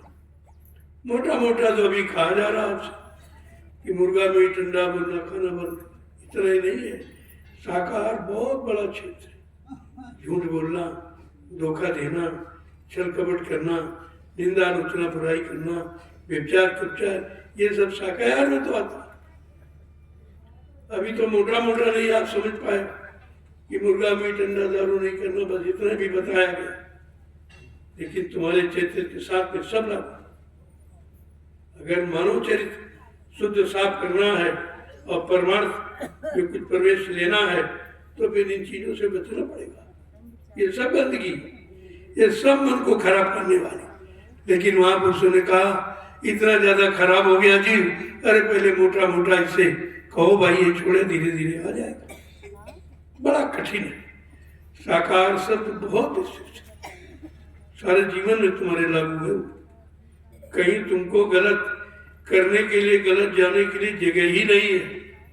साकार का मतलब ये है। चलो धीरे धीरे व्यवस्था बदल रही है कि कैसे कैसे भी परिवर्तन होगा, लोग कैसे परिवर्तन करने में लगेंगे। अभी तो परिवर्तन की बात की जा रही। अगर कोई बीड़ी पीता कहते बीड़ी बंद कर दो तो विरोध करेगा, वो कहाँ छोड़नी चाहिए। परिवर्तन कैसे हो जाएगा? हर चीज आपको बदलनी पड़ेगी, अपने अंदर का हर दुर्गुण आपको निकालना पड़ेगा, तब तुम परिवर्तन देख सके। पहले अपने आप में परिवर्तन करो, तब तुम परिवर्तन देखोगे। तुम्हारे अंदर सत्युग है। 24 घंटे में कितनी बार सत्य में जाते, कितनी झूठ में जाते, तो तुम सत्युग कैसे लाएंगे? कैसे ले? सत्युग तुम्हारे साथ आएगा? तुम झूठ बोलते हो, छल कपट करते हो, बेईमानी करते हो, व्यभिचार कुचार कर तुम्हारे साथ सत्युग आएगा? तुमसे कब विचार भी सीखा कर। ये बड़ा विचारणीय विषय है। ये संत महापुरुषों की आवाज है, ये कोई भौतिक जगत में भोगियों की आवाज नहीं है। तो इसलिए सत्युग देखने के पहले आपको सारी सत्य विचारधारा में आना पड़ेगा, बगैर उसके देखने को। तो कितने दिनों से मैं बराबर चर्चा कर रहा। 28 मई 2012 से मैंने शुरुआत की थी। शुरुआत तो बहुत पहले से है, लेकिन ये परिवर्तन की जो घड़ी आई, आपत्ति आई, जिसे लीला कह लो, खेल कह लो, करिश्मा कह लो, वो बात आता, वो 28 मई 2012 से। इतना समय निकल गया, कहते कहते, बताते, सुनाते। जब मैंने शुरुआत की है तो मेरे साथ एक भी आदमी नहीं था, सिर्फ एक व्यक्ति थी, बस उसने मेरा साथ दिया। उसने 24 घंटे साथ दिया, क्योंकि लोग बड़े भयभीत किए गए कि अरे अकेले हैं ये, वो दो हैं, ऐसा हो जाए, वो गोली मार दी जाएगी, इनको जेल में बंद, इनका शासन प्रशासन है। लेकिन उस एक व्यक्ति ने मेरा साथ नहीं छोड़ा। बाकी तो बहुत जुड़े, 1000 जुड़े, हट गए, 10-20 जुड़े, फिर हट गए, वो जुड़े, वो हट गए, वो जुड़े, वो हट गए। लेकिन एक व्यक्ति जो मेरे साथ अभी है, वो 25 साल से लगातार, उसको कोई भय नहीं, कोई डर नहीं। ऐसे व्यक्ति की जरूरत है। धीरे धीरे समझ में आ जाएगा आपका, और उस व्यक्ति में पूरा शक्ति। मैं उसी के बल पर 20 वर्ष में ये फुलवाड़ी आप देख रहे हैं, इतनी मेहनत परिश्रम के बाद। यहाँ कोई मूल खरीदा व्यक्ति नहीं है, यहाँ कोई रुपए पैसे हमने नहीं बांटे, कोई डीजल पेट्रोल नहीं बांटा। इन्होंने अपनी गाड़ी कमाई खर्च करके गुरु के वचनों को समझा है, तब आए, बहुत समझ बूझ के आए हुए, ऐसे नहीं। अब ये पक्के हैं, लेकिन कमी ये है कि अभी ये विचारधारा में बदल नहीं पाए। कोशिश तो मैं कर रहा हूँ कि बदल जाओ, तो बदलाव देख लो, नहीं बदलोगे तो तुम बदला युग नहीं देख पाओगे। ऐसा नहीं है, कोई खेल नहीं परिवर्तन। वो छोटे मोटे परिवर्तन आपने देखे, देसी प्रदेशी, कितने लाख करोड़ लोग जाने दे दी। लेकिन आज कलयुग का परिवर्तन जो महापुरुष के द्वारा होगा, उसमें ये चीज नहीं, कोई मार काट, कोई सजा, कोई दंडित किया जाए किसी को, गाली गलौज, अपमानित, ऐसा बिल्कुल पाक साफ परिवर्तन। उस परिवर्तन का नाम है वैचारिक क्रांति। वैचारिक क्रांति केवल विचारों की क्रांति। विचारे तो लोगों के खराब हो गए, उन विचारों को बदलने के लिए अच्छे विचारों की जरूरत है। जब अच्छे विचारों का लोगों के कानों तक प्रसारण होगा, धीरे धीरे उनको लाया जाएगा। जैसे मैंने 20 साल में इन लोगों को धीरे धीरे इकट्ठा किया हूं, अब इनकी समझ में आ गया। अब ये इधर उधर नहीं जाएंगे, लेकिन इनको भी मजबूत करने की जरूरत है। अभी मजबूती नहीं है, कुछ तो सामाजिक, कुछ पारिवारिक, कुछ शारीरिक स्थितियां परिस्थितियां मजबूर करती हैं, इसलिए लोग नहीं बदलाव कर पा रहे। लेकिन जब व्यवस्था बदल जाएगी तो सब आ जाए। व्यवस्था की जरूरत सबको है, हर व्यक्ति व्यवस्था से जुड़ा है। परिवार की व्यवस्था, समाज की व्यवस्था, देश की व्यवस्था, धर्म की व्यवस्था, राजनीति की व्यवस्था, इन सबसे जुड़ा हुआ है। ऐसा नहीं, और जो ये सब करके दिखा देगा उसको कौन नहीं मानेगा। उसी को कहते हैं दूरदर्शी। दूरदर्शी कोई आर्टी पार्टी, कोई राजनीतिक दल पर मत समझना। ये महापुरुषों की खोज है। सबके दुख दर्द दूर होंगे, सबको शांति मिलेगी, सब पारस्परिक प्रेम प्यार मोहब्बत में रहेंगे, एक दूसरे के काम आएंगे। अपने परिवार समाज का काम करते हुए शाम को 1 घंटा आत्मा के कल्याण के लिए समय देंगे। उसी को इबादत, उसी को पूजा, उसी को भजन कहते हैं। ये भी करेंगे। जो इस तरह की व्यवस्था होगी उसको दूरदर्शी कहते हैं। अभी आप उसके बारे में कुछ जानते ही नहीं। जब शुरू किया गया तो लोगों ने विरोध करना, अरे बाबा जी राजनीति में आ गए, ये प्रधानमंत्री बनना चाहते, बताओ महापुरुषों पर दोषारोपण करने लगे। वो तुमको बनाने आएगी, वो तो बने बनाए, वो क्या बनेगी?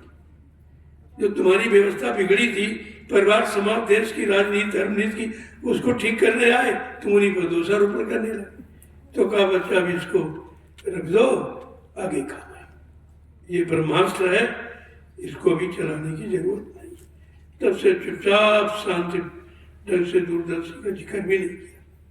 लेकिन बगैर दूरदर्शी कुछ नहीं होगा, ये मैं लिख के दे, कोई नहीं कर सकता। कितना प्रयास करोगे, जब दूरदर्शिता आएगी तभी कुछ होगा। अब वो तुम पार्टी, वो राजनीति दल, वो समझ, ये तुम्हारी समझ है, ऐसा कुछ नहीं है।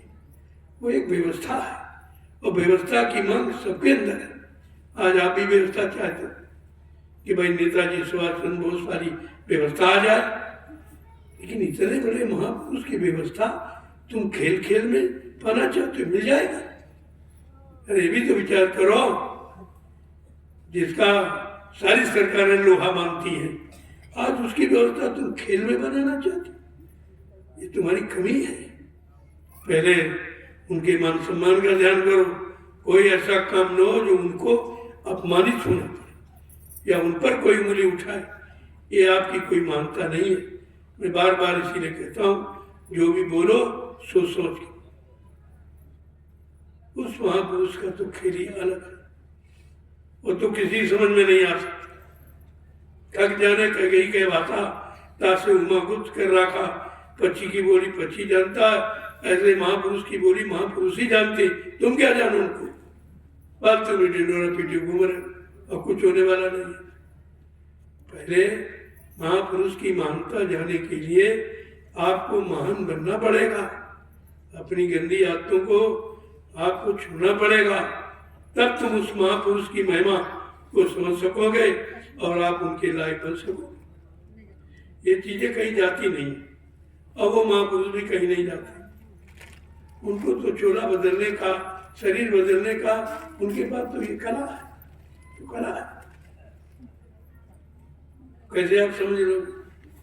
पहले भी आपसे कहा गया, विश्वास महात्मा, विश्वास योगी है, वो 10 साल का बन जाएगा, 100 साल का बन जाएगा। तुम समझ लोगे, तुम पहचान लोगे? कम से कम बात तो समझो। पहचानने के लिए आपके अंदर आंख चाहिए, आंख। इन आंखों से महापुरुष नहीं पहचाने। ये तो संसार को सांसारिक भोग सामान पहचानने के लिए दी गई, उसके लिए आत्मा में आंख आपको मिली हुई है, वो उन्हीं की पहचान के लिए मिली। और जब तक वो नहीं हुआ तब तक बगैर आत्मज्ञान के आप किसी शक्ति को पहचान नहीं सकते। और कितनी बार आपसे कहा गया, ये शक्तियां कहीं जाती नहीं है, इनको कोई मार भी नहीं सकता, ये अपनी इच्छा से आती है। और जो काम संकल्प ले लिया वो पूरा करके ही अपनी इच्छा से जाती, ना कोई उधर से भेजता, ना इधर से जबरदस्ती कोई उनको पहुंचा सकता। इस बात को आपका ध्यान रखना। तुम्हें कुछ करना ही नहीं, जब करने वाला है तो तुम्हें उनके वचनों पर चलना, उनके आदेश को मानना, इतना आपके लिए बहुत है।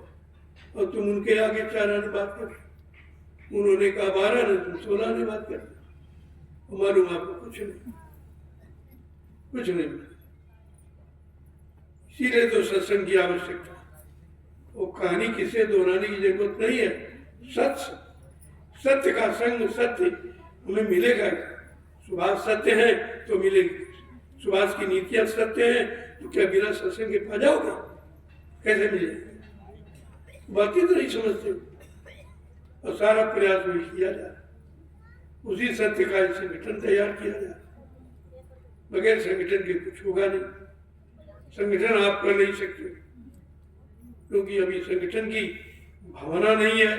तुम्हारी भावना से लोग अभी मतलब प्रेरित नहीं है, जानकार नहीं कि आप क्या करना चाहते, क्या नहीं। ये सब काम धीरे धीरे होगा सब, लेकिन तुम्हारे कहने से। तुम कह रहे हो गलत कह रहे हो। उनको बिल्कुल ही जानकारी नहीं है क्योंकि तुमने उस महापुरुष को देखा नहीं। उस महापुरुष के वचन वाणी अपने कान से आपने सुने नहीं। तुम सुनी सुनाई और पढ़ी पढ़ाई बातें करते हो। इससे वो परिवर्तन बहुत दूर है। जो कागजों में लिखा उसके अनुसार नहीं होगा। ये बात कान में मान लीजिए। जो कागज आप इकट्ठे कर रहे हो इससे कुछ भी नहीं होगा क्योंकि वो परिवर्तन इससे 1000 गुना आगे का। अगर कागजों वाला हो जाएगा तो फिर कैसे लोग मानेंगे कि कलयुग का परिवर्तन अनोखा? कागज की जरूरत नहीं। तुमको कोई प्रमाण देने की जरूरत ही नहीं। वो स्वयं प्रमाणित है। उनका कौन प्रमाण दे दे? कौन जानता है जो प्रमाण दे दे? कहाँ है, किस स्थिति में क्या कर रहे हैं, कौन सी आध्यात्मिक शक्ति का संचय कर रहे हैं, कौन सा मजबूत संगठन अध्यात्म का तैयार कर रहे हैं, आपको क्या पता? कुछ नहीं मालूम। इसलिए चुपचाप धीरे से लगे रहो। काम करने वाले ने सब सामान तैयार कर लिया। आपको कुछ करने की आवश्यकता नहीं है। केवल अपनी जगह मजबूती से खड़े रहने के, कहीं इधर उधर ना हो जाओ। सुनो, तमाम लोग हो गए, कोई इधर बच गया उधर, इनको क्या मिलेगा? ये बेचारे कहीं के नहीं रहे, ना इधर के रहे ना उधर के रहे। ऐसे लोगों को पश्चाताप करना। या ऐसे लोग गुरु के विश्वसनीय नहीं होते। इनको गुरु की नीति पर इनको कोई विश्वास नहीं है। उन्होंने जो परिवर्तन की आवाज लगाई उस पर भी विश्वास नहीं। तो ऐसे लोगों का क्या भरोसा? मैं तो नहीं विश्वास करता। मैं बिल्कुल ही अभी विश्वास नहीं करता। इतना बड़ा जनमत है लेकिन विश्वसनीय नहीं है क्योंकि वो घड़ी बड़ी कठिन है। जब विश्वास किया जाए, जब परिवर्तन देखा जाए, परिवर्तनकारी शक्तियां कितना संघर्ष करके कैसे काम करेगी, वो छोटी मोटी बात नहीं, बहुत बड़ी चीज है। जय गुरुदेव, जय गुरुदेव। नाम किसका? प्रभु का प्यारा नाम। एक प्रभु एक ऐसा शब्द है जो सृष्टि का अनोखा, सबसे बड़े मालिक को प्रभु से संबोधित किया जाता है। प्रभु को समझ पाओ तो समझ लो। इसीलिए तो आवाज लगाई जा रही कि ये काम प्रभु का है और प्रभु के अलावा कोई कर नहीं सकता। तब आपको समझ लेना चाहिए, अरे भाई कौन प्रभु है जिसके द्वारा काम होगा, जिसकी व्यवस्था आएगी, जिसकी सरकार है, जिसकी सरकार बृहद सरकार जो सारे विश्व को न्याय देगी। पहले बात समझो तो जड़ से विरोध में आ जाते। हम ये नहीं कहेंगे, हम ये नहीं कहेंगे। तुमसे कौन कहता कहो, समय सब कहला देगा। परिवर्तन की बेला में सब कहने लगेंगे। अभी तो उनके अंदर ही नहीं परिवर्तन विचारों में है। जय गुरुदेव। मेरा स्वास्थ्य बहुत ही खराब, मैं बोलने के लायक नहीं था, लेकिन अब 3 दिन का समय मैंने दिया है, थोड़ा बहुत इशारा किया। कुछ मैं उस परिवर्तन के लिए कुछ परिवर्तन करना चाहता हूं और वो कल बताऊंगा। कल संदेश दूंगा। कि कैसे कैसे परिवर्तन करके ही उस परिवर्तन के नजदीक जाया जाए। जैसा हो रहा ऐसा कुछ नहीं होगा, तो सब मनमानी तरीके से जिसकी जो इच्छा रहा वो कह रहा कर रहा, ऐसे नहीं। उसके लिए व्यवस्था कल आपको बताऊंगा कि कैसे कैसे यानी परिवर्तन किया जाए और कैसे कैसे इसको आगे बढ़ाया जाए, ताकि उस परिवर्तन के जानने की इच्छा व्यक्त हो जाए। इच्छा देखिए, जब इस परिवर्तन देखेंगे इच्छा देखेंगे, अरे जब ये छोटा वाला इतना अच्छा, वो बड़ा वाला कैसा हो। उसके लिए ये सब चीजें बड़ी जरूरी। कल मैं कुछ आश्रम संबंधी विभागों में परिवर्तन करूंगा। कौन विभाग कौन देखेगा, कौन आश्रम कौन देखेगा। परमानेंट किसी को रहने नहीं दिया जाए, क्योंकि आश्रम आपके पास सातों आश्रम में समय देना है, तो 2 महीने इधर 2 महीने उधर 2 महीने उधर, ताकि सारे आश्रम सुचारू रूप से चलने लगे और सबका संबंध सब आश्रमों से हो जाए। जहाँ आप ज्यादा दिन रहते उसी को अपना मान लेते, और यही सबसे बड़ी आसक्ति का कारण है। मैं चाहता हूँ कि सारे आश्रम आप लोगों के लिए, मेरा तो कोई आश्रम है, मेरा कोई आश्रम, ये मोटी बात समझना, मेरा कोई नाम कहीं कुछ पाएगा, कोई नाम कहीं कुछ, और ना हमको कुछ चाहिए। हमको केवल चाहिए व्यवस्था। मैं व्यवस्था के लिए लगा हूं कि व्यवस्था बन जाए, मेरा काम हो गया, और मुझे क्या करना। और आपको व्यवस्था चाहिए, दोनों चीजें हो जाए। तो कल मैं कुछ आश्रमों के विषय में, क्योंकि ऐसे अगर रहोगे तो आश्रम चल नहीं पाए। हर आश्रम की जिम्मेदारी हर प्रेमी के अंदर होना चाहिए कि आश्रम हमारे हैं, हमारी गाड़ी कमाई से बने हैं, हम सबके लिए बने, लिहाजा हम सबका परम कर्तव्य है कि आश्रमों की देखरेख करना। मोटी बात। इसलिए मैं ये चाहता हूँ कि सारे आश्रमों की देख, 2 महीने यहाँ रहो, 2 महीने उस आश्रम दो, तो आपको जानकारी भी हो जाएगी कि आश्रमों में क्या कमी है, किस कारण ये व्यवस्था नहीं चल पा रही। ये सब जानकारी आप, और सबको मौका मिलेगा, सब प्रेमियों को। ऐसा नहीं, कुछ ही लोग। जब सबको मौका मिलेगा और सब जानकार हो जाएंगे, तो फिर कोई किसी को ठग नहीं पाएगा, कोई किसी को बहका नहीं पाएगा, कोई किसी के अधीन नहीं रह जाएगा। ये काम सबके अंदर होना चाहिए, और सब लोग धीरे धीरे जानकारी लें और अपनी व्यवस्था को आप लोग संभालेंगे। देखो, मेरी कोई व्यवस्था नहीं है, मेरा तो ये है कि चलो आपकी व्यवस्था बन जाए और आप सुचारू रूप से उसको चलाने लगे। मेरा तो कोई मतलब है नहीं, मैं इसका कोई हिसाब किताब मांगता हूँ। ये जरूर है, ये देखता रहता हूँ कि प्रेमियों की गाड़ी कमाई जो देते हैं उसका दुरुपयोग ना हो, इतना तो ध्यान रखता हूँ। ऐसा नहीं है, उसी तरह से उस सेवा में लगा दिया जाता। बाकी आपकी जिम्मेदारी है, हर आश्रम को देखिए कि आश्रम में क्या कमी है, फसलों में क्या मतलब यानी कमी है, क्या चीज की जरूरत है। जब तुम कभी जाओगे नहीं तो जानोगे, तुम्हें यही नहीं पता हमारे कितने आश्रम, क्योंकि तुम एक जगह बंध गए पशुओं की तरह, एक खूंटे में बंध गए, आप क्या जानोगे। ऐसा नहीं, सब जगह हो जाओ, सबकी देखरेख करो। तो मेरे बस का तो है नहीं, बुढ़ा हो गया हूँ, अब आप लोगों को बता ही सकता हूँ, इशारा कर सकता हूँ, ये तो सब करूँगा, लेकिन अब करने वाली क्षमता शरीर में नहीं थी। तो मैं आपसे कह रहा हूँ कि आप लोग स्वयं संभाल लीजिए। आगे आने वाले समय में लाखों लोग लाभ उठाएंगे, ये तुम्हारा परमार्थ बन जाएगा। कोई लेके थोड़ी जाता रहता, समय ही है। अगर उसकी बनाई व्यवस्था प्रेमी सुचारू रूप से चला रहे तो फिर कितने लाख लोग इससे लाभ उठाने लगे। सभी जानते, साथ नहीं जानते, लेकिन ऐसी व्यवस्था बन जाए जो आगे आने वाले भविष्य में लाखों लोग इसका लाभ उठाए। इसीलिए सब तैयारी की गई। ये कोई तैयारी अपने लिए थोड़ी की गई, हमारा तो कोई मतलब भी नहीं है, आप अच्छी तरह जानते हो। लेकिन जब तुमसे मतलब है तो तुम्हारे लिए सब कुछ करना, जब तक रहूँगा तब तक करता रहूँगा। लेकिन आप लोग अगर खड़े हो जाओ तो एक काम और आगे बढ़ जाए। हम कौन आश्रम की जिम्मेदारी दे सकते हैं? इतने आश्रमों का निर्माण कर दिया गया है, तो इसमें प्रेमियों को अलग अलग व्यवस्था में देखना।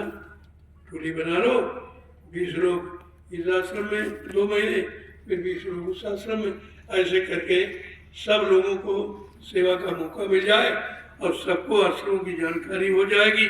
कोई शंका नहीं रहेगी कि भाई कितना पैसा हुआ, कितना पैसा आया, कितना क्या, ये शंकाएं सब समाप्त हो जाए। यही शंकाएं संस्थाओं को आगे बढ़ने नहीं देती। बहुत भारी रोग है ये, मैं इस रोग को समाप्त करना चाहता हूँ, इसलिए मैंने कुछ परिवर्तन की बात सोची। सब लोग अपना अधिकार से सब जगह जाओ, सब जगह देखो कि व्यवस्था कहीं बिगड़ तो नहीं रही, ये अच्छा होगा। अब एक खूंटे में जानवर की तरह बंध गए तो तुम क्या जानोगे?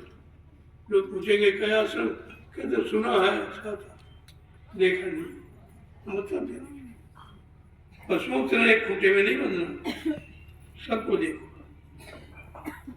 कुछ दिन यहाँ कुछ दिन अब आश्रम बंटवारे कैसे देखो। सतगुरु धाम का तो मैं अपने हाथ में रखता, इस आश्रम पर किसी का कोई अधिकार नहीं, ये मैं स्वयं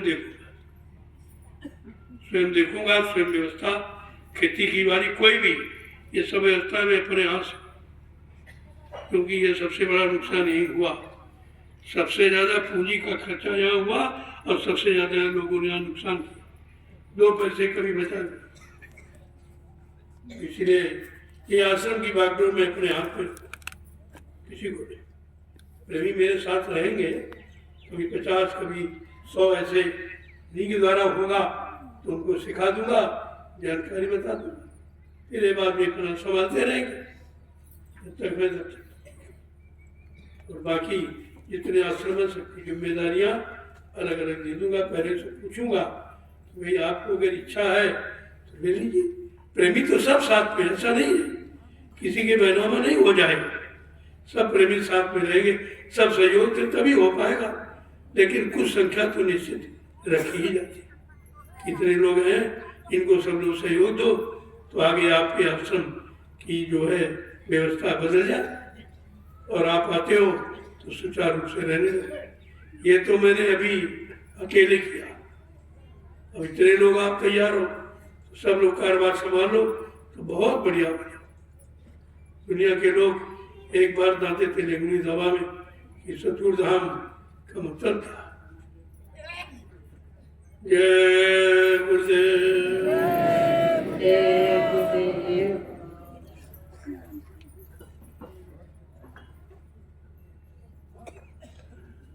लोगों इतना समय मैंने आपको दिया, आपको दवा लेनी है, इसको बंद कर रहा हूँ।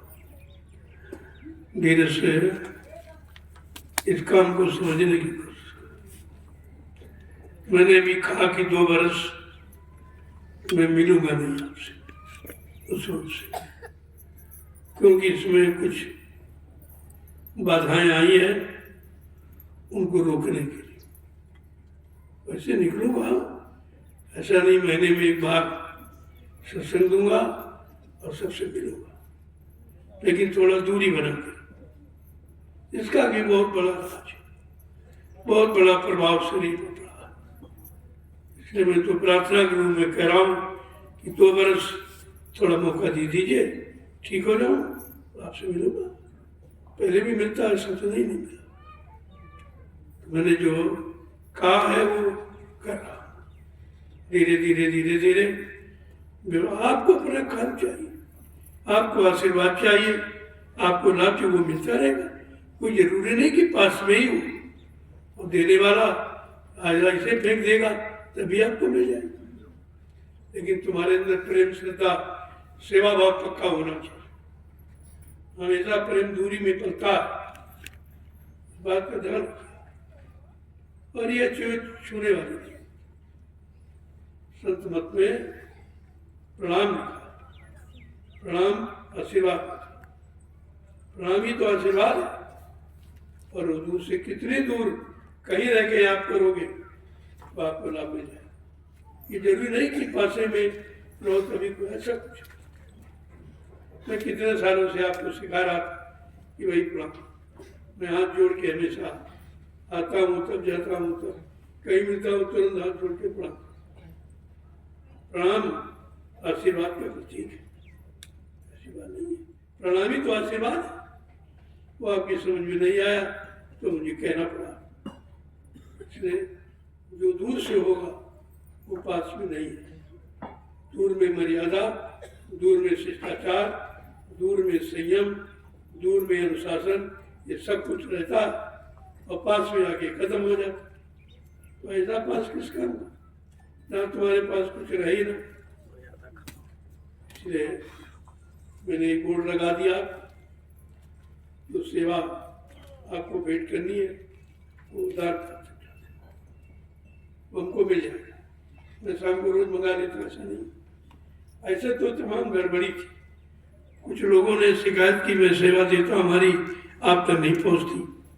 उन्हें हाँ बड़े बड़े नोट नहीं पहुँचते और लोग बीच में गड़बड़ कर लेते। तो मैंने कहा हम व्यवस्था बनाए देते, ये दान पात्र रख दिया जाएगा, अपने हाथ से लोग उसमें डालेंगे। मैं शाम को मंगा अपने सामने उसमें गिनती करा देता। ऐसे कोई तुम्हारी सेवाओं का दुरुपयोग नहीं कर सकता, इसलिए बनाया। और वहां पर एक प्रसाद रखा था, स्पर्श करा हुआ प्रसाद रखा हुआ। जब 10 बार जय गुरुदेव प्रभु का नाम लेके आप इस्तेमाल करोगे आपको पता चल जाएगा इसी में दया है, इसी में दया है। ऐसा कोई काम नहीं जिससे तुम्हारा नुकसान हो, ना ऐसा कोई काम करूंगा जिससे संगत का नुकसान हो। अब आप नहीं समझ पाते हो वो थोड़ी काम। और सबसे मिलना असंभव भी है। अभी 3 लोगों से मिलना बहुत असंभव, कैसे मिलना। लेकिन दूर से सबसे मिल रहा हूं, आप हमसे मिल रहे हैं, हम आपसे मिल रहे हैं। अब आप सत्संग सुन रहे, और मिलना क्या, मिलना है विचारों का। विचार मिल जाए काम बन जाए। अब विचारों को मिलने मिलाने के लिए ये संदेश दिया जा रहा था। जय गुरुदेव नाम प्रभु का।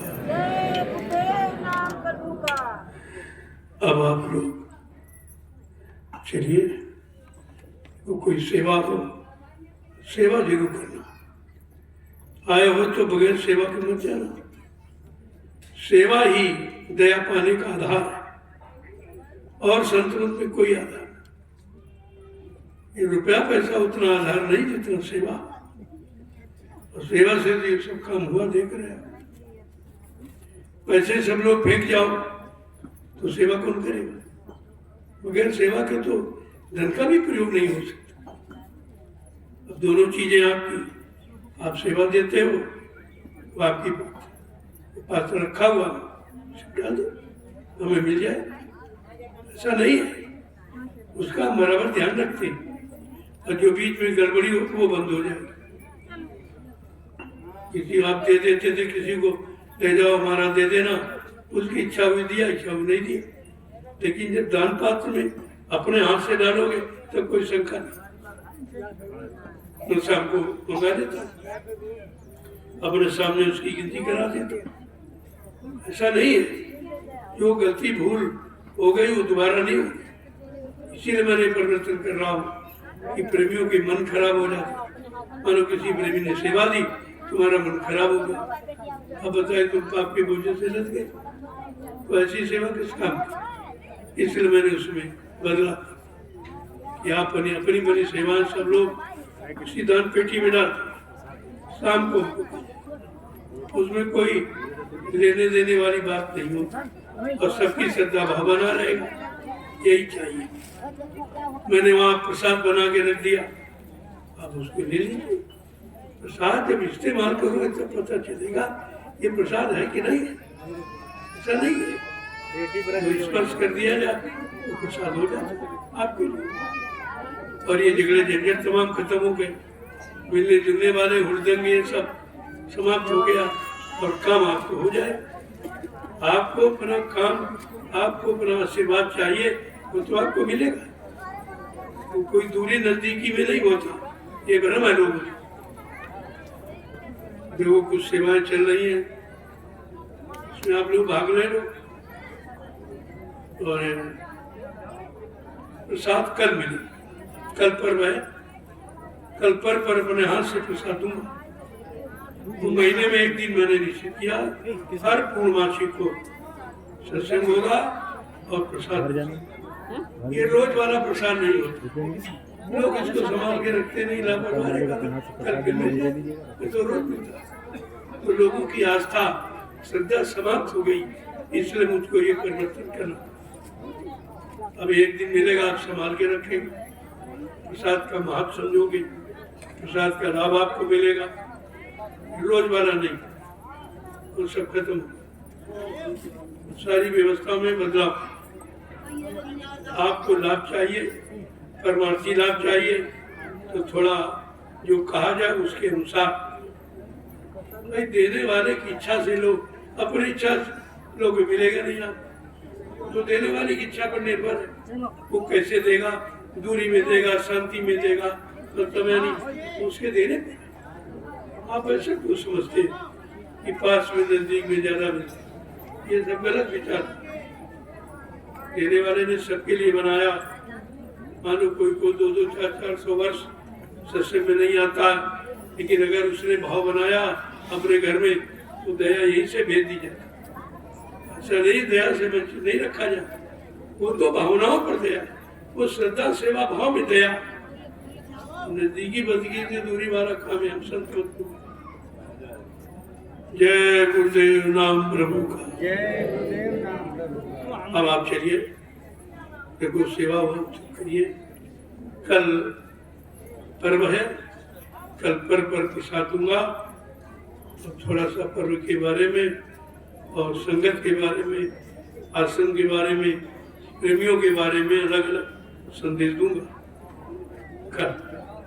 इसीलिए मैंने कहा ये परिवर्तन का पर्व है।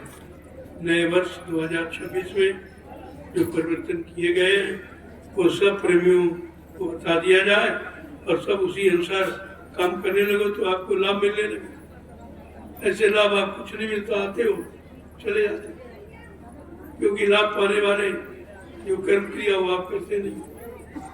मैंने बताया तो कई बार, तो थोड़ा सा दूर रहकर काम करो, अच्छा रहेगा। अरे दूरी नजदीकी तो अंदर की होती है, शरीर की कोई दूरी नजदीकी नहीं मानी जाती। तो आत्मा का संबंध है, और आत्मा परमात्मा का संबंध कोई दूरी नजदीकी थोड़ी मानता है।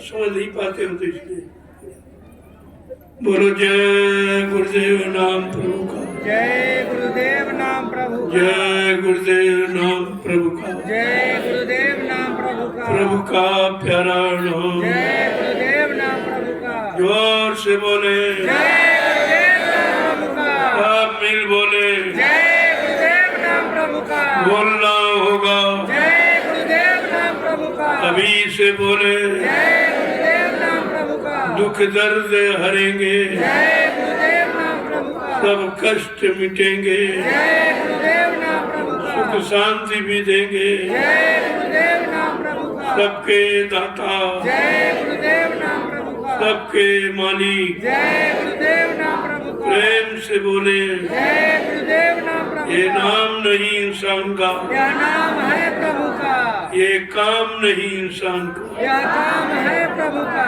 कितनी ऊंची बात, प्रभु का काम, प्रभु की सत्ता है, प्रभु की सृष्टि है, फिर इसमें शंका संदेह क्या प्रभु का नहीं है? अब तुम प्रभु शब्द को बहुत सीमित समझते हो, असीमित है, बगैर प्रभु के कुछ नहीं। अब प्रभु कृपा करो, यही बाकी सब तज भजन करो। प्रभु की कृपा जब होगी तब सब छोड़ के भजन करोगे। बात समझते नहीं, प्रभु की बातें नहीं सुनते। ऐसे प्रभु हरि भजन खगेशा, मिट्टी है न जीवन के कलेशा। जिंदगी में आने वाले जितने कष्ट मुसीबत वो प्रभु भजन से जाए।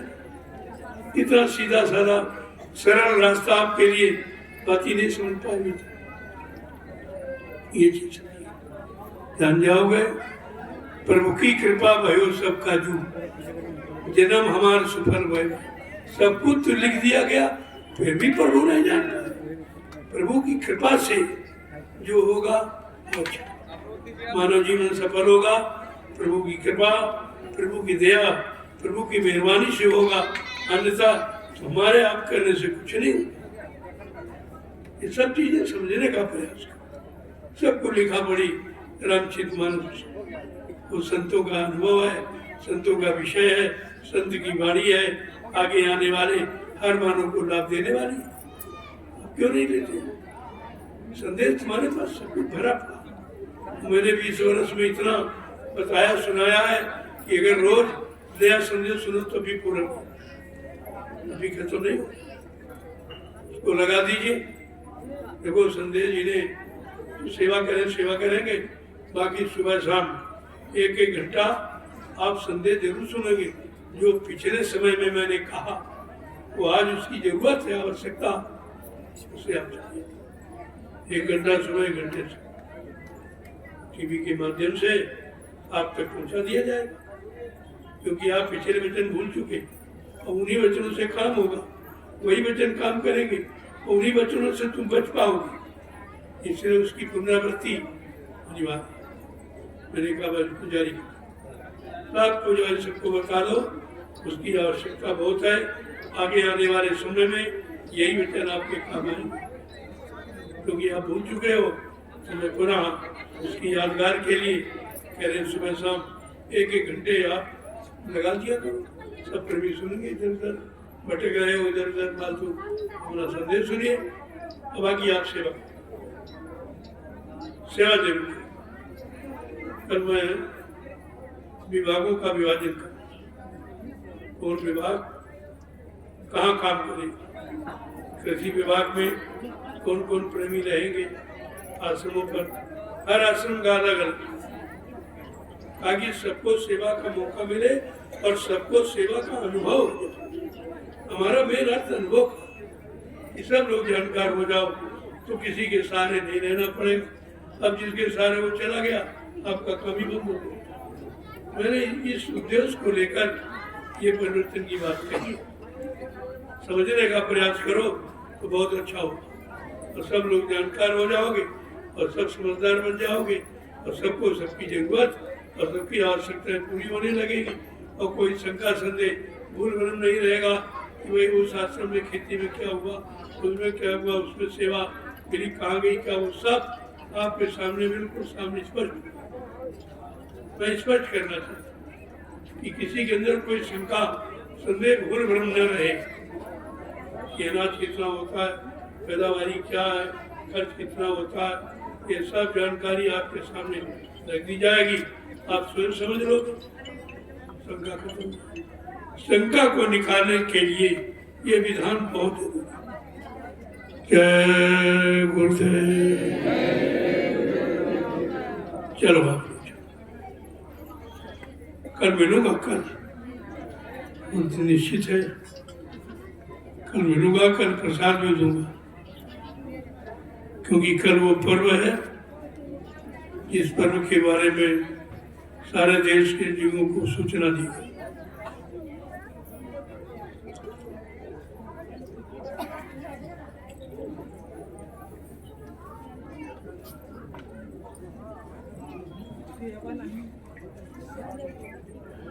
देखो कहाँ सेवाएं हो रही, चलो अंदर भी काम हो रहा, बाउंड्री बन रही है। देखो कुटी की एक मर्यादा, उसका विषय ध्यान।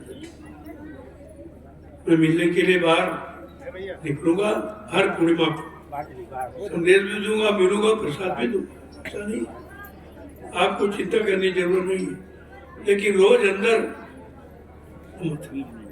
कुछ हमें कर लेने दो। मैं कुछ कर रहा हूँ, कुछ तैयारी कर रहा हूँ, उसमें बाधा न डालो, वो भी आपके काम आएगी। मैं अपने लिए कुछ करता ही नहीं, सब संगत की लिए। मैंने संगत के प्रेमियों से प्रार्थना की, भाई 2 बरस अब हमको मौका दे। धीरे धीरे धीरे धीरे ये सब व्यवस्था बन जाए तो आपके काम आने लगे। आपको व्यवस्था से मतलब, अगर व्यवस्था बन जाए तो बस आपका काम हो गया। आज व्यवस्था ही चाहिए, समाज की, परिवार की, मतलब यानी धर्म की, नीति की, न्याय की व्यवस्था तो बिगड़ी है। मैंने इसलिए कहा हमारा कर्मचारी अधिकारी कोई भ्रष्ट नहीं है, आज की व्यवस्था ही भ्रष्ट है। इस बात पर क्यों नहीं ध्यान देते? खोल के कह रहा हूं, कर्मचारी अधिकारी कोई भ्रष्ट नहीं, व्यवस्था। अगर व्यवस्था ठीक हो जाए तो एक कर्मचारी अधिकारी एक रातों दिन काम करेगा, ऐसा नहीं है। देखो प्रेमी कितने काम है, सब सेवा प्रेमियों ने सीखी है, कैसे काम करते। आज भी कहना से टूट जाते, लेकिन इनको व्यवस्था दे रहा हूँ इसलिए। उधर व्यवस्था मिलती नहीं है, केवल काम काम की बात करते हैं, तो लोगों को अनिच्छा हो गई, उससे अश्रद्धा हो गई, प्रेम हट गया, विश्वास हट गया। बात को समझने का प्रयास करो। अब आप लोग चलो। जय गुरुदेव। देखो सुबह प्रार्थना पाठ, इसके बाद 1 घंटा आत्मिक कल्याण की, आत्मा के लिए, शरीर के लिए, समाज परिवार के लिए बहुत करते, लेकिन अपने लिए कुछ नहीं करते। यही समझ नहीं आता कि अपना पराया क्या। अपनी आत्मा के कल्याण के लिए 1 घंटा सुबह, 1 घंटे से, ये निश्चित समय, और ये कराया भी जाता। बाकी संदेश 1 घंटा आपको नित्य मिलेगा, पुराने संदेश जो आप नहीं सुन पाए हो या भूल गए हो, उनकी पुनरावृत्ति टीवी के माध्यम से आप तक पहुंचा दिए जाएंगे, आपको जानकारी हो जाए। ये तो सब बहुत पहले से बताया गया, हम लोगों ने ध्यान नहीं दिया। अगर ध्यान दिया होता तो अब तक स्थिति बदल गई होती, इसलिए उनका सुनाना अनिवार्य। आपको मिलता और क्या चाहिए, बाकी सेवा करो, आए हो तो कुछ न कुछ करो। जो कर लोगे उसके लिए तो आपका इतिहास हो जाएगा कि भाई मैंने ये काम हुआ था, मैंने भी किया, ये काम ये। देखो मेरे लिए कोई रहने की जगह ही नहीं थी, मैंने कोई अपना घर तो बनाया नहीं था। आपके लिए व्यवस्था करता रहा, कभी टेंट में ठहर गए, कभी झोपड़ी में ठहर, कभी यहाँ कभी वहाँ कभी वहाँ, कोई स्थायी मेरा मौका नहीं था। तो मैंने कहा एक मिट्टी की कुटी बना, मिट्टी की आप बना दीजिए तो मेरा एक आवाज हो जाए, मैं भी बैठकर साधना को भजन कर। तो प्रेमी बना रहे, तैयार हो गए, कल उसका उद्घाटन है, सब प्रेमियों को प्रसाद वितरण हो जाएगा और उनको जानकारी मिल जाएगी। प्रेमियों ने बहुत मेहनत की, वो मिट्टी की कुटी बिल्कुल एकदम साधारण जैसी होनी चाहिए, जैसा पहले ऋषि मुनि महात्मा आवास बनाते थे उसी तरह का आवास है। इससे भी एक जानकारी लोगों को होगी। ऐसे सभी जानते हैं हिंदुस्तान में एक ऐसा महात्मा जो झोपड़ी में रहता है, सब जानते हैं, क्योंकि सबके सामने हमारा प्रमाण है। ऐसा नहीं है हम जब झोपड़ी में रहते तो आपको भी रहते, कोई मालूम तो रहते नहीं, आपका सतगुरु धाम तैयार है, लेकिन मैं कभी उसमें आवाज नहीं दिया, क्योंकि मैंने अपने आवाज को थोड़ी बनवाया।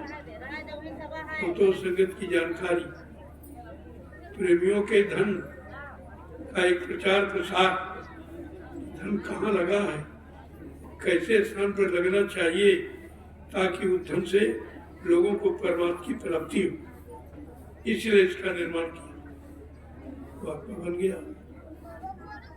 अब आप धीरे चलो, मैं भी निकलूँ, स्वास्थ्य ज्यादा ही कर रहा हूँ, ज्यादा बोलूंगा तो रात में दिक्कत हो जाए।